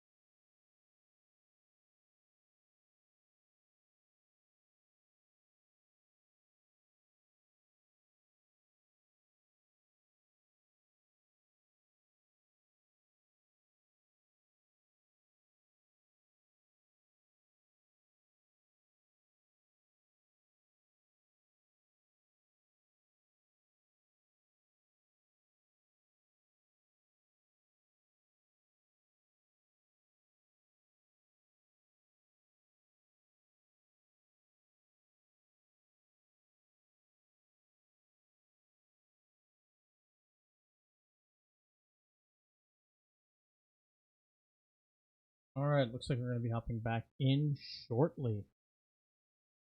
So, a very, very a very entertaining contest here between these two teams, as while it looked to be a pretty one-sided affair from Guidance Gaming, although I do want to stress that the rounds that we saw were very close between the attack and the defense as far as those individual plays and individual rounds went. So while it was a 6-0, it didn't necessarily feel like it as much, but ultimately it was a 6-0, and that seemed to really set up Guidance Gaming for a pretty quick finish to this first map. And the stormback that Vivo Kid has been on has been phenomenal right now. If they're able to pull out these next two rounds and push this map even to overtime, even if they lose it in overtime, if they're able to do so, I think that'll be one of the best comebacks we've seen in quite some time. At least, definitely one of the best comebacks that I've had the pleasure of casting. So, I think this matchup, though, in general, is going to be shaping up to be a very, very fun one to watch, as we still have two more maps to go after this, regardless of the outcome here on Clubhouse. And both teams seem to have finally started firing on all cylinders and really not being afraid to take the gunfights that they're presented, which is real contrast to the kind of sluggish approach we had from the previous matchup between Pain and Immortals. We're having pretty constant action even at the beginning of the rounds, as teams are not afraid to push one another both on defense and attack, and it's a welcome sight, I feel, from a viewing perspective in particular. While these slower and more methodical approaches can be fascinating to watch as they play out, that wasn't what we were getting from Pain and Immortals. We were just getting a sluggish approach in general. It wasn't the kind of slow pinch and bleed that, say, Vitality was so well known for back in the day, where they were still getting picks in the process, or they were really setting up and getting the map control they wanted. Then it was just kind of sluggish. Whereas this matchup has been the complete opposite. It's been a real, aggressive tempo, high tempo matchup. And especially when we're talking about the fact that we are right now watching Clubhouse, ladies and gentlemen, and we've seen picks come out in like the first 30 seconds for both of these teams. And not just from like dumb spawn peaks, but from calculated aggressive plays from both of these teams. Whether that be an aggressive entry into a defensive fortified position, or whether that be a roamer set up just to contest from upstairs or on the middle floor. It's been a real joy to watch these kinds of this kind of fast tempo action here on Clubhouse, and I think that's just gonna bode well for the upcoming maps, as things are probably gonna rack it up here. And a lot of people will talk about how Latin America, out of the three regions that we get the most VODs of, discounting APAC, a lot of people talk about Latin America as being the most aggressive region. And to some degrees that is true. You still have some very aggressive teams that will play off of that aggression quite well. But at the same time, Latin America, at least in recent seasons, has started to really slow down. And you see that especially, I think, in teams like FaZe, who will play a much more methodical approach these days than perhaps, say, what we saw at the second Invitational when FaZe stormed through and was on a warpath. It was a very, very aggressive FaZe. And after their loss, I think, at the hands of EG, we've seen FaZe kind of reinvent themselves to be a much more methodical team. And I think they've been a much stronger team as a result, putting up really impressive showings at a number of events, even if they haven't quite taken the gold home yet in any of these international events. They have come quite close. They've been to the finals now of Rio, a feat that just seemed to elude them as they kept getting knocked out in quarters previously. But enough about Latin America as a region. This is the aggressive match that we're having, though, and it's a sight that's always fun to watch. And we now go into round number 11. A point where I don't think Guidance Gaming wanted to reach by any means. They didn't want this match to get this far. And the big thing here, I think, for Vivo Keyed is they had a lot of momentum going into this round, but the rehost might have messed it up a bit. So hopefully they can keep their tempo up and keep that momentum that they were pulling back for themselves still going. If you're a fan of Vivo Keyed, if you're a fan, of course, of Guidance Gaming, then, well, you're hoping Guidance Gaming has taken the time to adapt and learn. Now the rehost has also given them an opportunity to talk with their coach and address and figure out what they want to do. A tactical rehost, if you will, as Twitch chat loves to call it. Again, I'm not certain what the reason for that rehost was. Maybe it was something like the thermite bug again. It's hard to tell in general, and it's very hard to tell when I can't speak the language. But nevertheless, we're going to finally be getting back into things. It's going to be a cash server defense once again from Vivo Keyed. Not surprising, as I don't think anyone in their right minds wants to go to bar stock. But, I mean, hey, we see Penta do it all the time. I don't think we see Penta win it, but we see them do it. It's a choice. It's a lifestyle. But speaking of lifestyles, the Jaeger and playing this position inside of Garage at the top of Blue Stairs. We've seen it happen quite frequently now from both these teams. Actually, we've seen RDZ play that position. We've also now seen Fred play that position, and both teams have had a fair number of successful attempts playing said position. Guidance Gaming this time around, they're only going to be using one X-Cars on the Garage. Instead of focusing on trying to enter into the Garage panel to dislodge a player in Rafters, they're opening up just the top, and that allows things like frag grenades and fireballs to be fired both to the Bandit's position here to ruin his Bandit tricking days, but also onto players on the Rafters. And that Flame Bolt is going to be successful in the Thermite charge. It's actually going to be what finishes off the Bandit. who tried in vain to get that bandit battery down through the fire and the flame. And no such luck there, and that's going to be Guidance Gaming getting a huge pick and quite early in the round. That bandit tricking not paying off, and we saw how detrimental that was to Guidance Gaming's attack here previously, as this wall wasn't thermite open. There was a singular Hibana hole that couldn't even be vaulted through.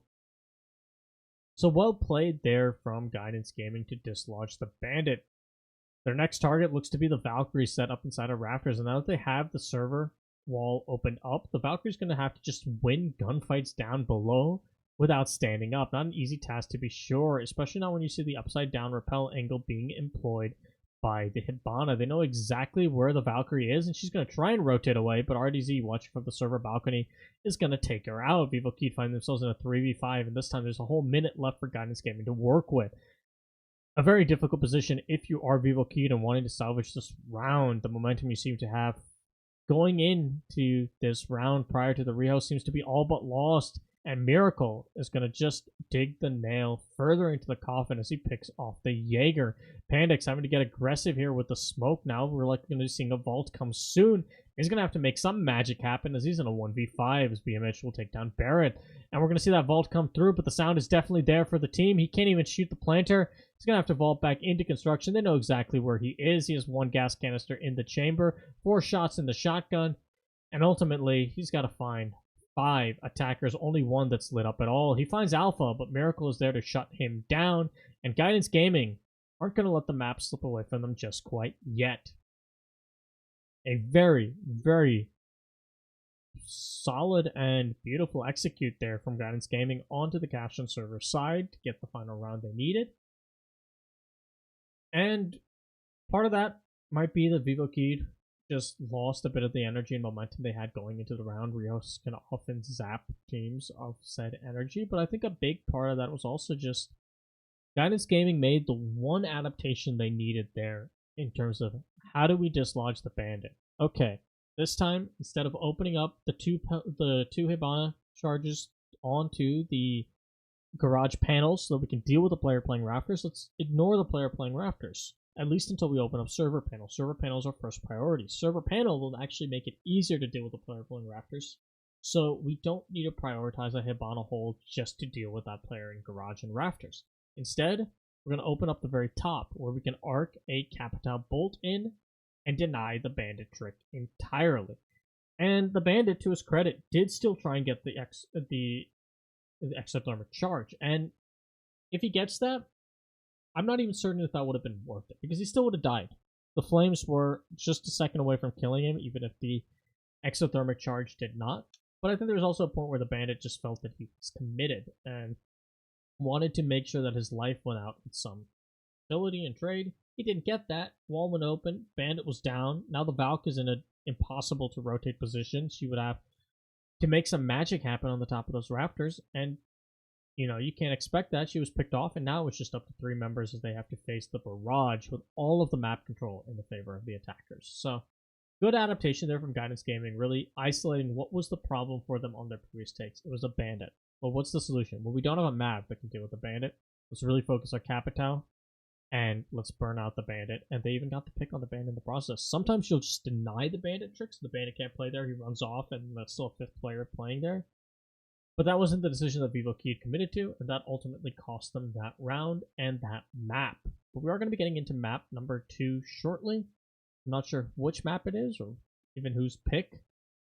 And neither team is quite out this. I think Vivo Key, while that Rios may have taken some of their momentum, running back 4 rounds when you go down 6-0 and a half is a great morale boost. And I would not discount Vivo Key out yet by any means. But yeah, we're going to throw it to a 5-minute break, and we'll be right back shortly with the next map.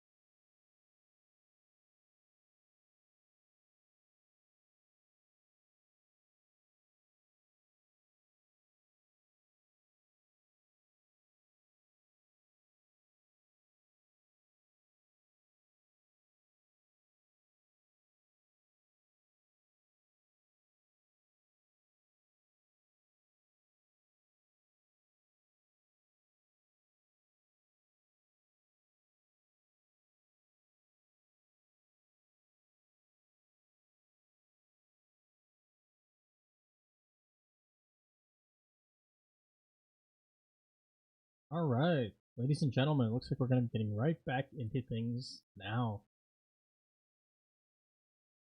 So if I'm looking at both Vivo Feed and Guidance Gaming, I think the real thing to watch out for in this upcoming map, whichever one it might be, and I wish I knew that information, I could tell you, but I think the big thing for both of these teams right now is when you're looking at Guidance Gaming, on their defensive sets, can they keep up the kind of trading and refragging that got them so far on Clubhouse? Clubhouse is in some ways an easier map to have that kind of positional advantage. And if they are able to continue that to another map, that's going to really bode well for Guidance Gaming. On Vivo Keith's side, can they bring some of that controlled aggression they had on defense to their attacks? And can they break apart that refrag potential and make sure that when they have their Zofia of Druz entering, can he get more than just a singular pick, or is he going to get traded off instantly like they've been doing? And oh boy, we were just talking about a defensive favored map in Clubhouse, and we saw how that worked out for these teams. Now we get to go to Villa, the other most defensive favored map in this game, at least currently. Hibana ban coming out from Vivo Keyed, so that's going to make some aspects of the study take, in particular, I think, a lot harder. As well as make impact tricking a bit more viable. Guidance are once again going to be banning out the Monty, so this seems to be more of just a targeted thing against Vivo Keyed and their ability to, I guess, run Monties, because again, I'm not too familiar with this team, but they banned that on both Clubhouse and this map here on Villa. And they're probably going to see the Echo ban coming out from Vivo Keyed. Maybe a Meister ban if they want to actually play Echo. Nope, it's an Echo ban. And I think that makes a lot of sense. Some of those rounds got a bit too close for comfort for both of those teams. In fact, all of those rounds, I guess, that they lost outside of the one round of Guidance Gaming won, the only attack that was won, were very close as far as time went and ultimately cost them. And Echo is going to waste even more time. I don't think either team really wants to have to deal with that. The question for Guidance Gaming is they had all the momentum on Clubhouse because they ran up the score on their defensive sets with that early 6-0. Well, now they don't get to play the defense on Clubhouse. So can they bring a bit of a different look here and actually walk away from this half better off than Vivo Key did during their attacking set on Clubhouse? Can Villa kind of break apart a bit of that meta? And we're going to have, starting off, a trophy statue defense coming up from Vivo Keyed. Typically on Villa, you're going to be either having your Aviator Games defense first, or you're going to have your trophy statuary defense. Some crazy teams will decide to go with something wild, like Dining or even Library, if you're absolutely nuts, and we've seen a couple of those. But really, these are the two primary bomb sites and the two that are the most defensible on Villa. And while most teams will elect to go for Aviator Games first, it's going to be the trophy statuary play from Vivo Keyed. And just like Guidance Gaming won that typical tertiary site first when they played on Clubhouse, this could pay good dividends for Vivo Keyed if Guidance Gaming is expecting to have to push into Aviator Games. Now, one thing I really want to note about the lineup of Guidance Gaming, now that I just saw it, they aren't running a traditional hard breach, which in this case would be the Thermite, because the Hibana has been banned. Instead, they're just going to have the Mav. And while that can be effective for making some lines, particularly in that Master Wall, and just denying some positions that Vivo Keyed can play, you won't actually be able to enter from any of that unless the Mav really puts himself in a huge risk. Now, they could Mav trick something with the Buck in addition to the Maverick, but I can't imagine there's anything that is really possible to be Mav tricked on Villa in a manner defense won't kill you. And you do see this roam from Silent and Fred, and they might be getting into a gunfight here with Alpha, who I'm not sure if he's aware that they both drop down near where he is currently located. The IQ, though, going down below and taking out these electronics is something that I wish we would see more teams do, as it's probably one of the most effective ways to clear out gadgets on a map like Villa, where the entire floor is soft. But Alpha's going to take a lot of damage, but return it in kind to Druz, and that's going to be the Legion going down. Alpha's going to use that opportunity, though, I think, to set up his escape route, and we'll see if he actually chooses to bail out afterwards. The Legion Well, it seemed like he had a bit of a jump on the IQ based on how low her health was brought. It was ultimately not enough. RDZ is going to get silent, and the Jaeger popping up from the table of Fred is going to pick up 2 of his own. The Miracle is going to take down the defenders on site. It's all up to the Jaeger, who has to flank back and get the ace in a 1v3 situation to win this round for Vivo Keed. He's going to have to start pushing from Astronomy. The diffuser has been planted, so he's in a post-plant position now, and he's going to get taken down by the Mav hole. The Capital playing the angle with the M249, and Fred never stood a chance coming out of Astronomy. And what took us a total of 11 rounds on Clubhouse will happen in the first one, and that's an attacker victory. Nice shots coming out in chat as Fred impressed with that one tap from the Capital straight into his head. Vivo Keed, though, likely going to shore up some of their defensive aspects. On the one hand, their roam with the Legion. In all honesty, they probably should have killed Alpha. It didn't look like Alpha was too focused on the other roamers around him, as he was obviously doing his job as IQ up above, and didn't seem to have the intel on Legion's play. He takes a little bit of damage, managed to back out wherever he took the damage from, and then won the repeat gunfight off of what was really a beautiful shot on the Legion. Fred did Jaeger things, though, and charged in right after his teammate was popped off by the Buck. Won a gunfight with a Buck at an extremely close range that the Buck was just not ready for. That was a very quick headshot, and at that point the IQ just really didn't have the health for the Jaeger, who knew exactly where the IQ was likely playing and won out that gunfight. Unfortunately for Fred is the fact that his anchors, they all fell to a Maverick going ham on the site. That was a miracle. And that means if you are, in fact, Vivo Keed, I think the really big thing you want to shore up right now is your anchor play, your site play. While your aggressive roamers, 2 of them did get picked off, and that sucks, your site players should not die without getting at least 1 kill in that process. Maybe try and make that retake easier for Fred, because Fred ultimately almost salvaged that round when it looked very, very poor for Vivo Keed. They are going to be going to Aviator Games, though, this time around, hoping that this is going to change things up and give them a possible chance at winning this next defensive round. You can see those mute jammers doing a lot of work as far as denying drone intel. Mute jammers are, of course, effective at denying hard breach as well, and that's where you'll see a lot of teams set them up, but they are so good at ruining your intel as a attacker, and drone work makes the dream work when it comes to siege. And so you're making dreams work. Persa just taking the head off of the mute.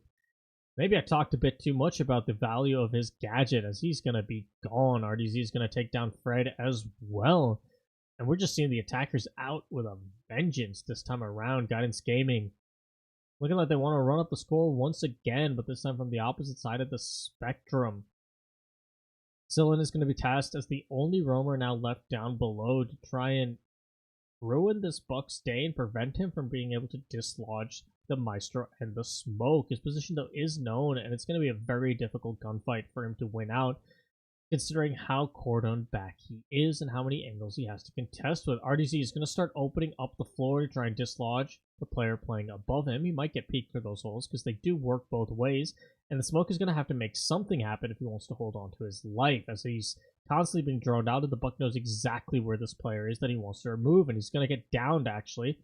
And Buck, unable to get the confirm on the kill yet, he's going to be very focused up top, and this might be the opportunity, but the drone from behind catches out the Valk, but the C4 scares off the Buck. He's unable to shoot from mid-air, and Sillin wins what was a bit of a messy gunfight. Miracle, though, will get the Maestro, and it's all up to Sillin, and he'll be gunned down by the Zofia. Miracle just ruining the days of anchors on this map. As you can see there, he was also the one to down Pandex, and Guidance Gaming really strong here on their attacks on Villa. But it is just the first 2 rounds. Still plenty of time for Vivo Key to course correct and pull out of this half with the advantage, or at least an even split. Still, if you're the attack, if you're Guidance Gaming, not only have you taken 2 rounds on Villa, which is typically just an impressive feat in and of itself in the start of a round, because an attack walking away at a 4-2 split, sure, every attack will want more than that, but you're very comfortable going into a map that can be as defensive favored as Villa on a 4-2 split.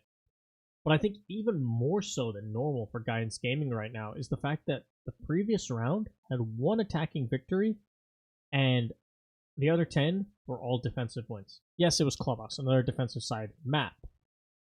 But that means both of these teams have been much more comfortable in their defense than their attacks in general right now. And if you're actually stringing together your attacks and what have been fairly dominant attacks, I mean, a lot of those defensive rounds and the like on Clubhouse were really close and back and forth, but these rounds so far for Guidance have been all Guidance all day. Vivo Keyed, Fred, and Sillin have been trying to put up a bit of a fight and ultimately falling flat. And they're going to have to now go to another bomb site to try and find something that works. So the tertiary bomb site for Vivo Keyed is coming out, and that is going to be the dining room and kitchen. Now, it's worth noting that because they're choosing to go here as their third bomb site, this will be the site they have to repeat should they win their next two defenses. So that is a bit of a gamble and a risk, considering they are playing their tertiary site, and we'll have to commit to it being doubled up on. As opposed to if they played either Aviator or Trophy Statuary, in which case that will be the site that gets doubled up on. Still, with how effectively Guidance Gaming picked apart their defenses elsewhere, this might just be the call that Vivo Keyed needs. Now, instead of having their roamers on the first floor and their anchors up top getting shredded, they can put their anchors on the first floor, and it looks like they're going to actually send their roamers all the way down to the basement. Not a lot of teams will clear out basement all that much because it is extremely difficult on Villa to clear basement. There is just too many little rat holes that a defender can hide around in, and instead it tends to be a little bit safer to just hold their rotates back up on the stairs, and they have a Nomad for that very purpose.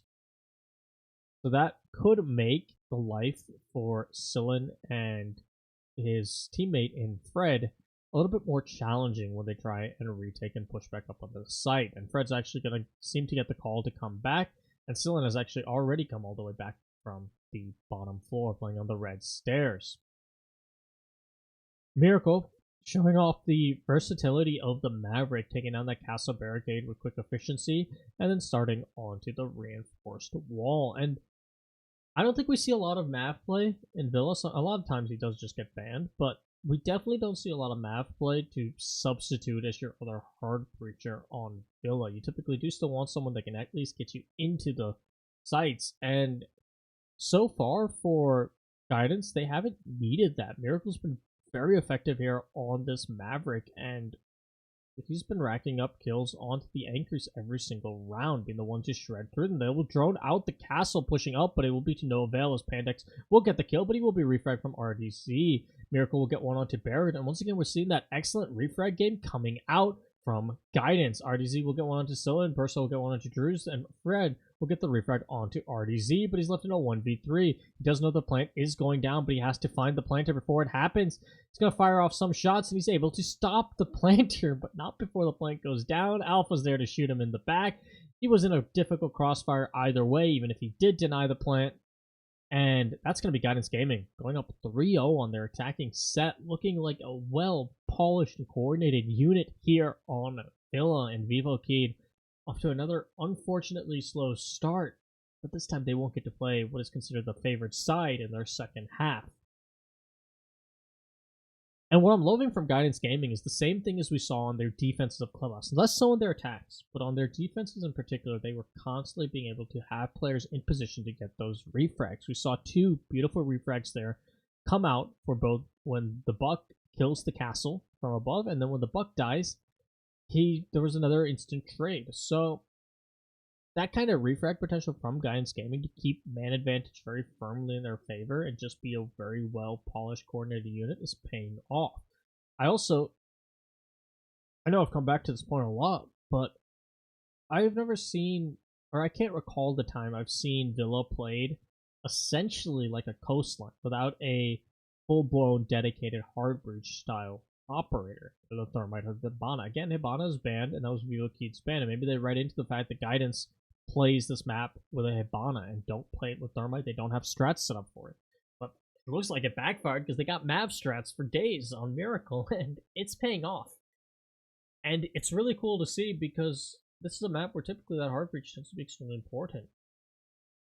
And the fact that they're able to do with just the Mavericks lines, and in some respects be more powerful because of the Mavericks lines and holes, as we saw at the end of that first attack where the Capitao, if that had been opened up entirely the way Hibana or a Thermite would, the Capitao is in a gunfight that is not to his favor against the Jaeger when the Jaeger is sprinting up to Astronomy. There's pretty good odds that he'll know about that hole. He'll see it from the edge of Astronomy door and he'll be able to win that gunfight. Instead, it was a sneaky hole that he didn't even know existed and just got shot in the head. And the Mav really paying off as a result. We're going to see a drone get taken out by Fred, so his roam is once again alerted. And that's another thing I want to draw attention to from Guidance Gaming right now. Their drone work has been phenomenal. And I also really appreciate the Observer, whoever that might be for this match, because we have caught quite a few times players from Guidance Gaming knowing about a potential flank because of their flank drones. Guidance Gaming has been doing a great job of setting them up in the right spots, and more importantly, checking them. Oftentimes, when you have teams in a 5-man situation, you don't have them checking drones. They're just all gunning, and speaking of gunning, there goes the Jaeger, who was droned out earlier, and the Capitao is there to capitalize. So, Guidance really just impressing me here in this match as far as their fundamentals go. Vivo Kid has been excellent in terms of their raw fragging potential, and I've liked a lot of the stats and stuff we've seen, especially on Clubhouse, from them. But when it comes to the fundamentals, right now I have to give a bit of the edge to Guidance, and I think that's why they're winning. They are so good at setting up their flank drones, playing for trades, and not being caught unawares. Now, sometimes they'll still lose even if they have the intel, but ultimately, they're never being caught with their pants down, and that's going to be the case for RDZ. It's so easy for a Buck to be just focused up on top, but you can see, once again, there's a drone in position. Alpha is going to be called in to support his teammate, and that's a free kill on the Valkyrie for the IQ.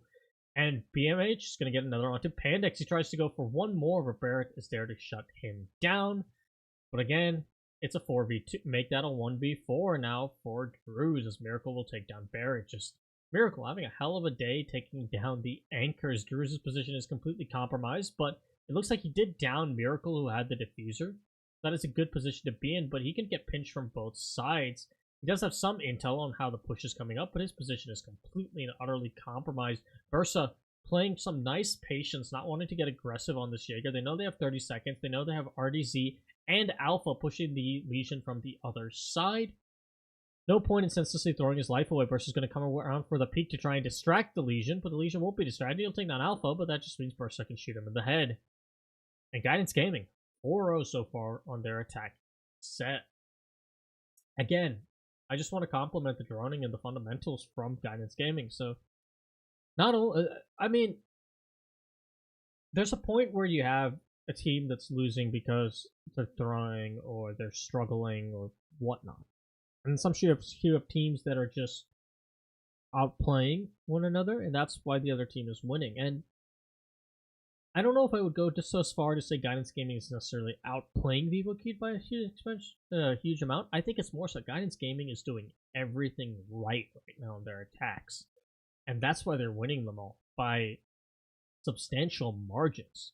They aren't leaving anything up to really the chance for Vivo Kid to pull away. And we've seen how good the gunning and the fragging potential on Vivo Kid is. And Guidance Gaming, they've made the adaptations, or they were well prepped for Villa to just come out here and steamroll through because they have the setups they want. They're making sure, okay, we want to get this map control. We need to set up these flank drones. We need to check them constantly. And we need to have players constantly in position to refrag or support their teammates. Alpha being around to rotate into the back and kill the Valkyrie thanks to the intel from the drone, helping him all out, and that saved the Buck. The Buck did not die in what might have been a 1v2 engagement. In fact, the Buck, once again, it goes back to how good their flank drones have been. He was opening up the floor. A lot of Bucks will get single-mindedly focused on that, especially when you don't have someone on a dedicated drone watch because you have all 5 up and they're all trying to do different jobs, so no one's actually watching the flank drones. Someone on Guidance is definitely watching them and giving the callouts, and the Buck immediately pulls off of opening up the floor, starts paying attention to where he can get flanked from, calls in for his backup. The backup checks the flank drone, which hasn't been spotted out by Vivo Kid, and is able to gun them in the back.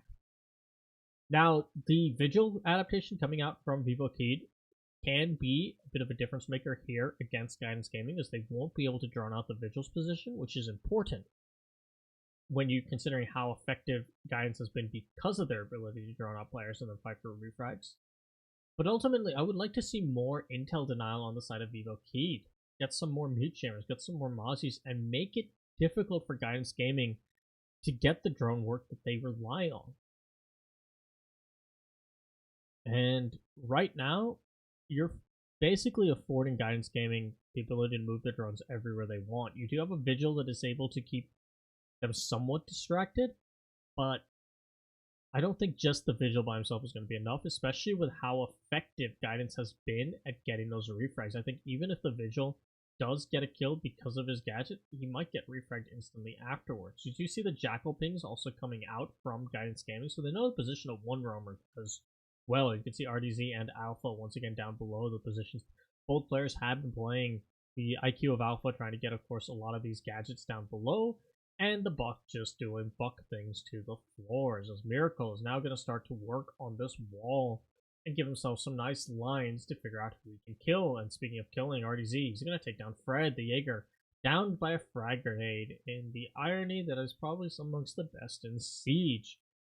And we've seen how much of an impact player Fred can be, so his pick by the Buck is great. And now you can see this pinch going on to Astronomy, making sure they can focus the player that is Pandex on the smoke from multiple angles. You even have Miracle holding his angle right now, and you'll see the head of the smoke pop up for a second. The smoke having to use up all of his gas canisters to try and stall out the push, and BMH capitalizes to gun him down. RDZ watching his flank and gets 2 for himself, and that's 3 for the Buck in the round.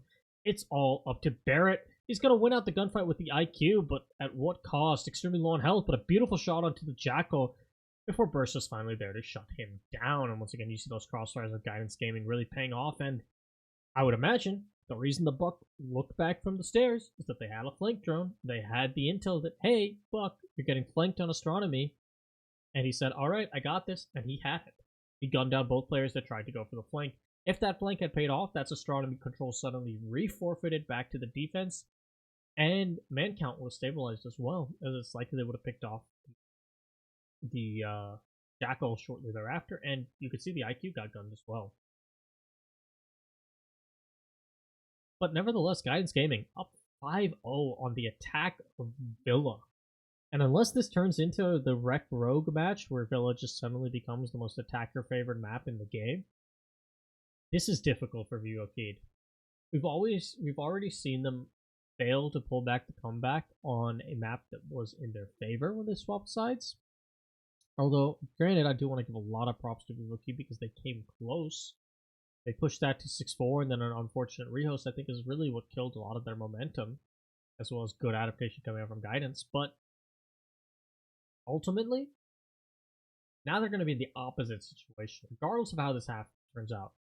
Being down 5-1 on your Villa defenses, that is almost the worst case scenario. The worst case, of course, being 6-0, but a 5-1, there's not a lot of hope to pull this back unless you channel your Wreck and Rogue, and that match becomes what we see today, which would be a wonderful match to watch.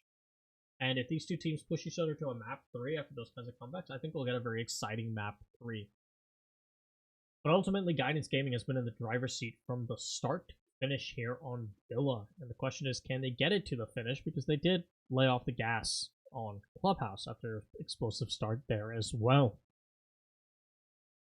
Miracle, though, figuring he's had his fun on the map, which was super effective before, they're going to run a traditional hard breach for once. They're going to run Thermite. They're going to open up the study walls, or they're going to open up the 90 walls, and they're just going to play this the way you would standardly.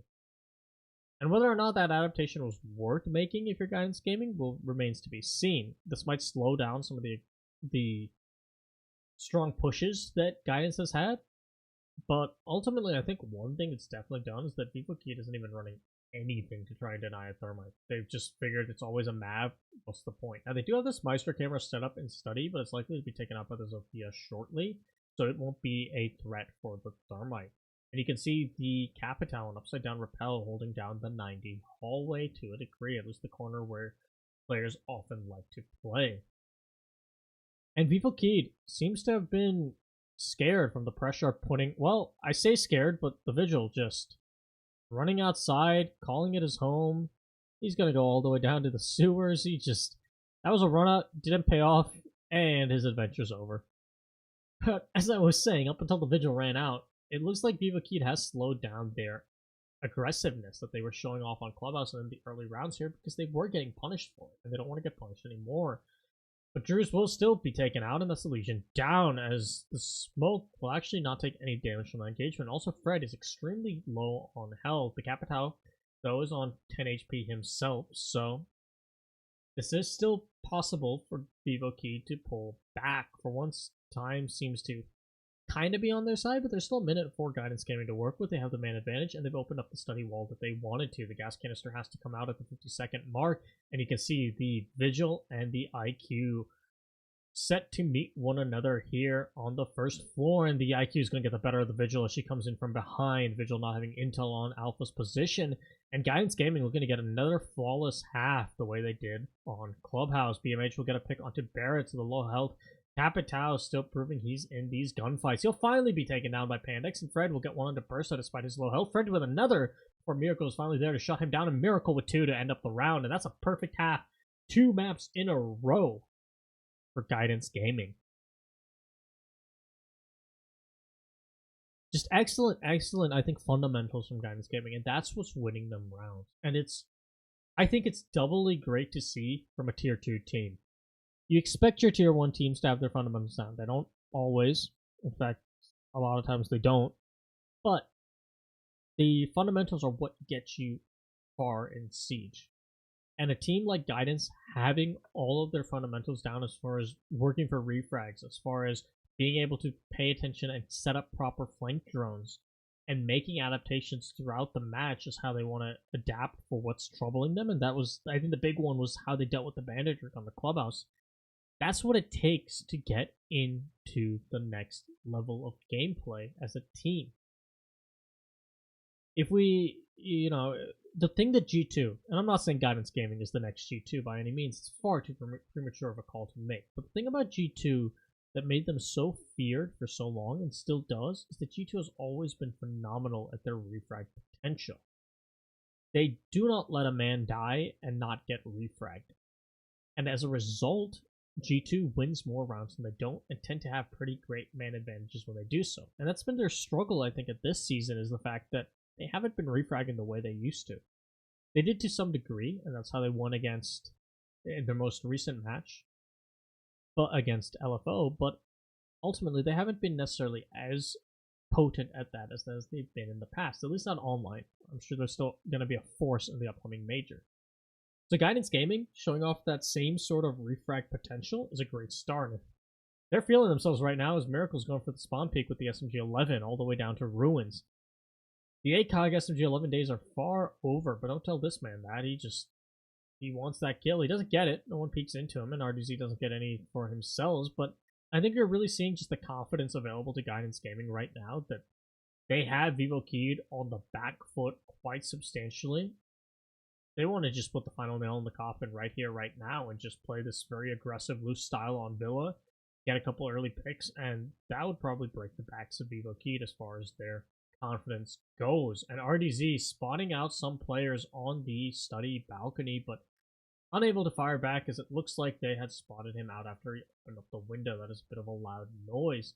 And you can see just from the setup they have, with how much stuff has been shotgun for them to walk through, that Guidance Gaming is playing a bit of a freeform defense. They still have their defenders set up inside of Aviator and Games in terms of their anchor positions, but with the amount of stuff that's been broken open, these defenders are not locked into one place on the site, or even on the site itself. They can continuously rotate through it. Now, if the attack reads into this and wants to find a spot where they think that, okay, we can use that to our advantage and push in ourselves, that could prove detrimental for Guidance Gaming. But it looks like it is just going to be more of a default take from the study side. These holes underneath the study walls is also going to make life difficult for the Thermite, as he's likely to get impact tricked from above, or if they're not careful, it looks like there might even be a player. Now, they do have the IQ set up below, so they don't have to worry about any players coming down from below, but this means they can't place the Thermite on the floor. What they can do is have Pandex take down Alpha, and you're going to see the late reinforce coming out from the Maestro, so I really like this. They left Vault open so they could rotate a lot early on, but then they reinforced it when they realized it was time. And speaking of timing, Ursa taking down Fred, who just missed out on an opportunity for a free kill and was not expecting the peek from the mute. Drew's holding onto this 90 window that we saw played before, but BMH is going to be the one to finally get the refrag onto Pandex. And it's now a 3v4 Vivo key. Make that a 2v4 as Miracle will just drop on Sylvan the smoke on a warpath right now down below. Drew's and Barrett will get one apiece themselves, but RDZ is there for the refrag. And that's that great trading potential coming out once again. Drew's going to eat a lot of damage in the gunfight with the Miracle and be put down to about 20 HP. But he will get the kill, so there's just a 1v1. But RDZ has almost all the intel he could ever ask for. Likely those Meister cameras on site are still in position. Drews has recovered the diffuser, but he's going to have to commit to a plant soon. He's got 7 seconds. In fact, he has to stick this now. He's going to keep going for it, and he's going to actually be able to get this plant down as RDZ won't ingress onto him, and the plant will go down behind the bar in the default position. But Drews has no intel on where the Jaeger is playing, but the own barbed wire might just work against the Jaeger. He's able to walk around it, but his own sprays are going to start giving him away. Both players know where one another is, and it's going to be up to Drews to save his team's chances for making the BR6. He will not be successful, and that's going to be Guidance Gaming going on to the winning match, the relegation match against Pain Gaming, with an impressive 7-0 starting on attack on Villa. A valiant effort from Vivo Keyed, and that comeback was quite phenomenal on Clubhouse, even if it fell just short of the finish. But ladies and gentlemen, it's going to be Guidance Gaming versus Pain on July 21st. I will be here to cast that for you, and the winner of that match will go to Series A. And I think right now, if you're Pain Gaming, you might be a little worried, because Guidance, they looked on fire that match, especially there on Villa. But that does it for my cast. I hope you guys enjoyed. I had a fun time casting. I thought this match in particular was really fun to watch. And I hope I'll see you guys on July 21st for the final match of Relegations. And then after that, we have the playoffs for Series A. That's going to be first between Ninjas in Pajamas and Black Dragons on the 26th. So I hope you tune in there. Until then, adios, and I hope you guys enjoy.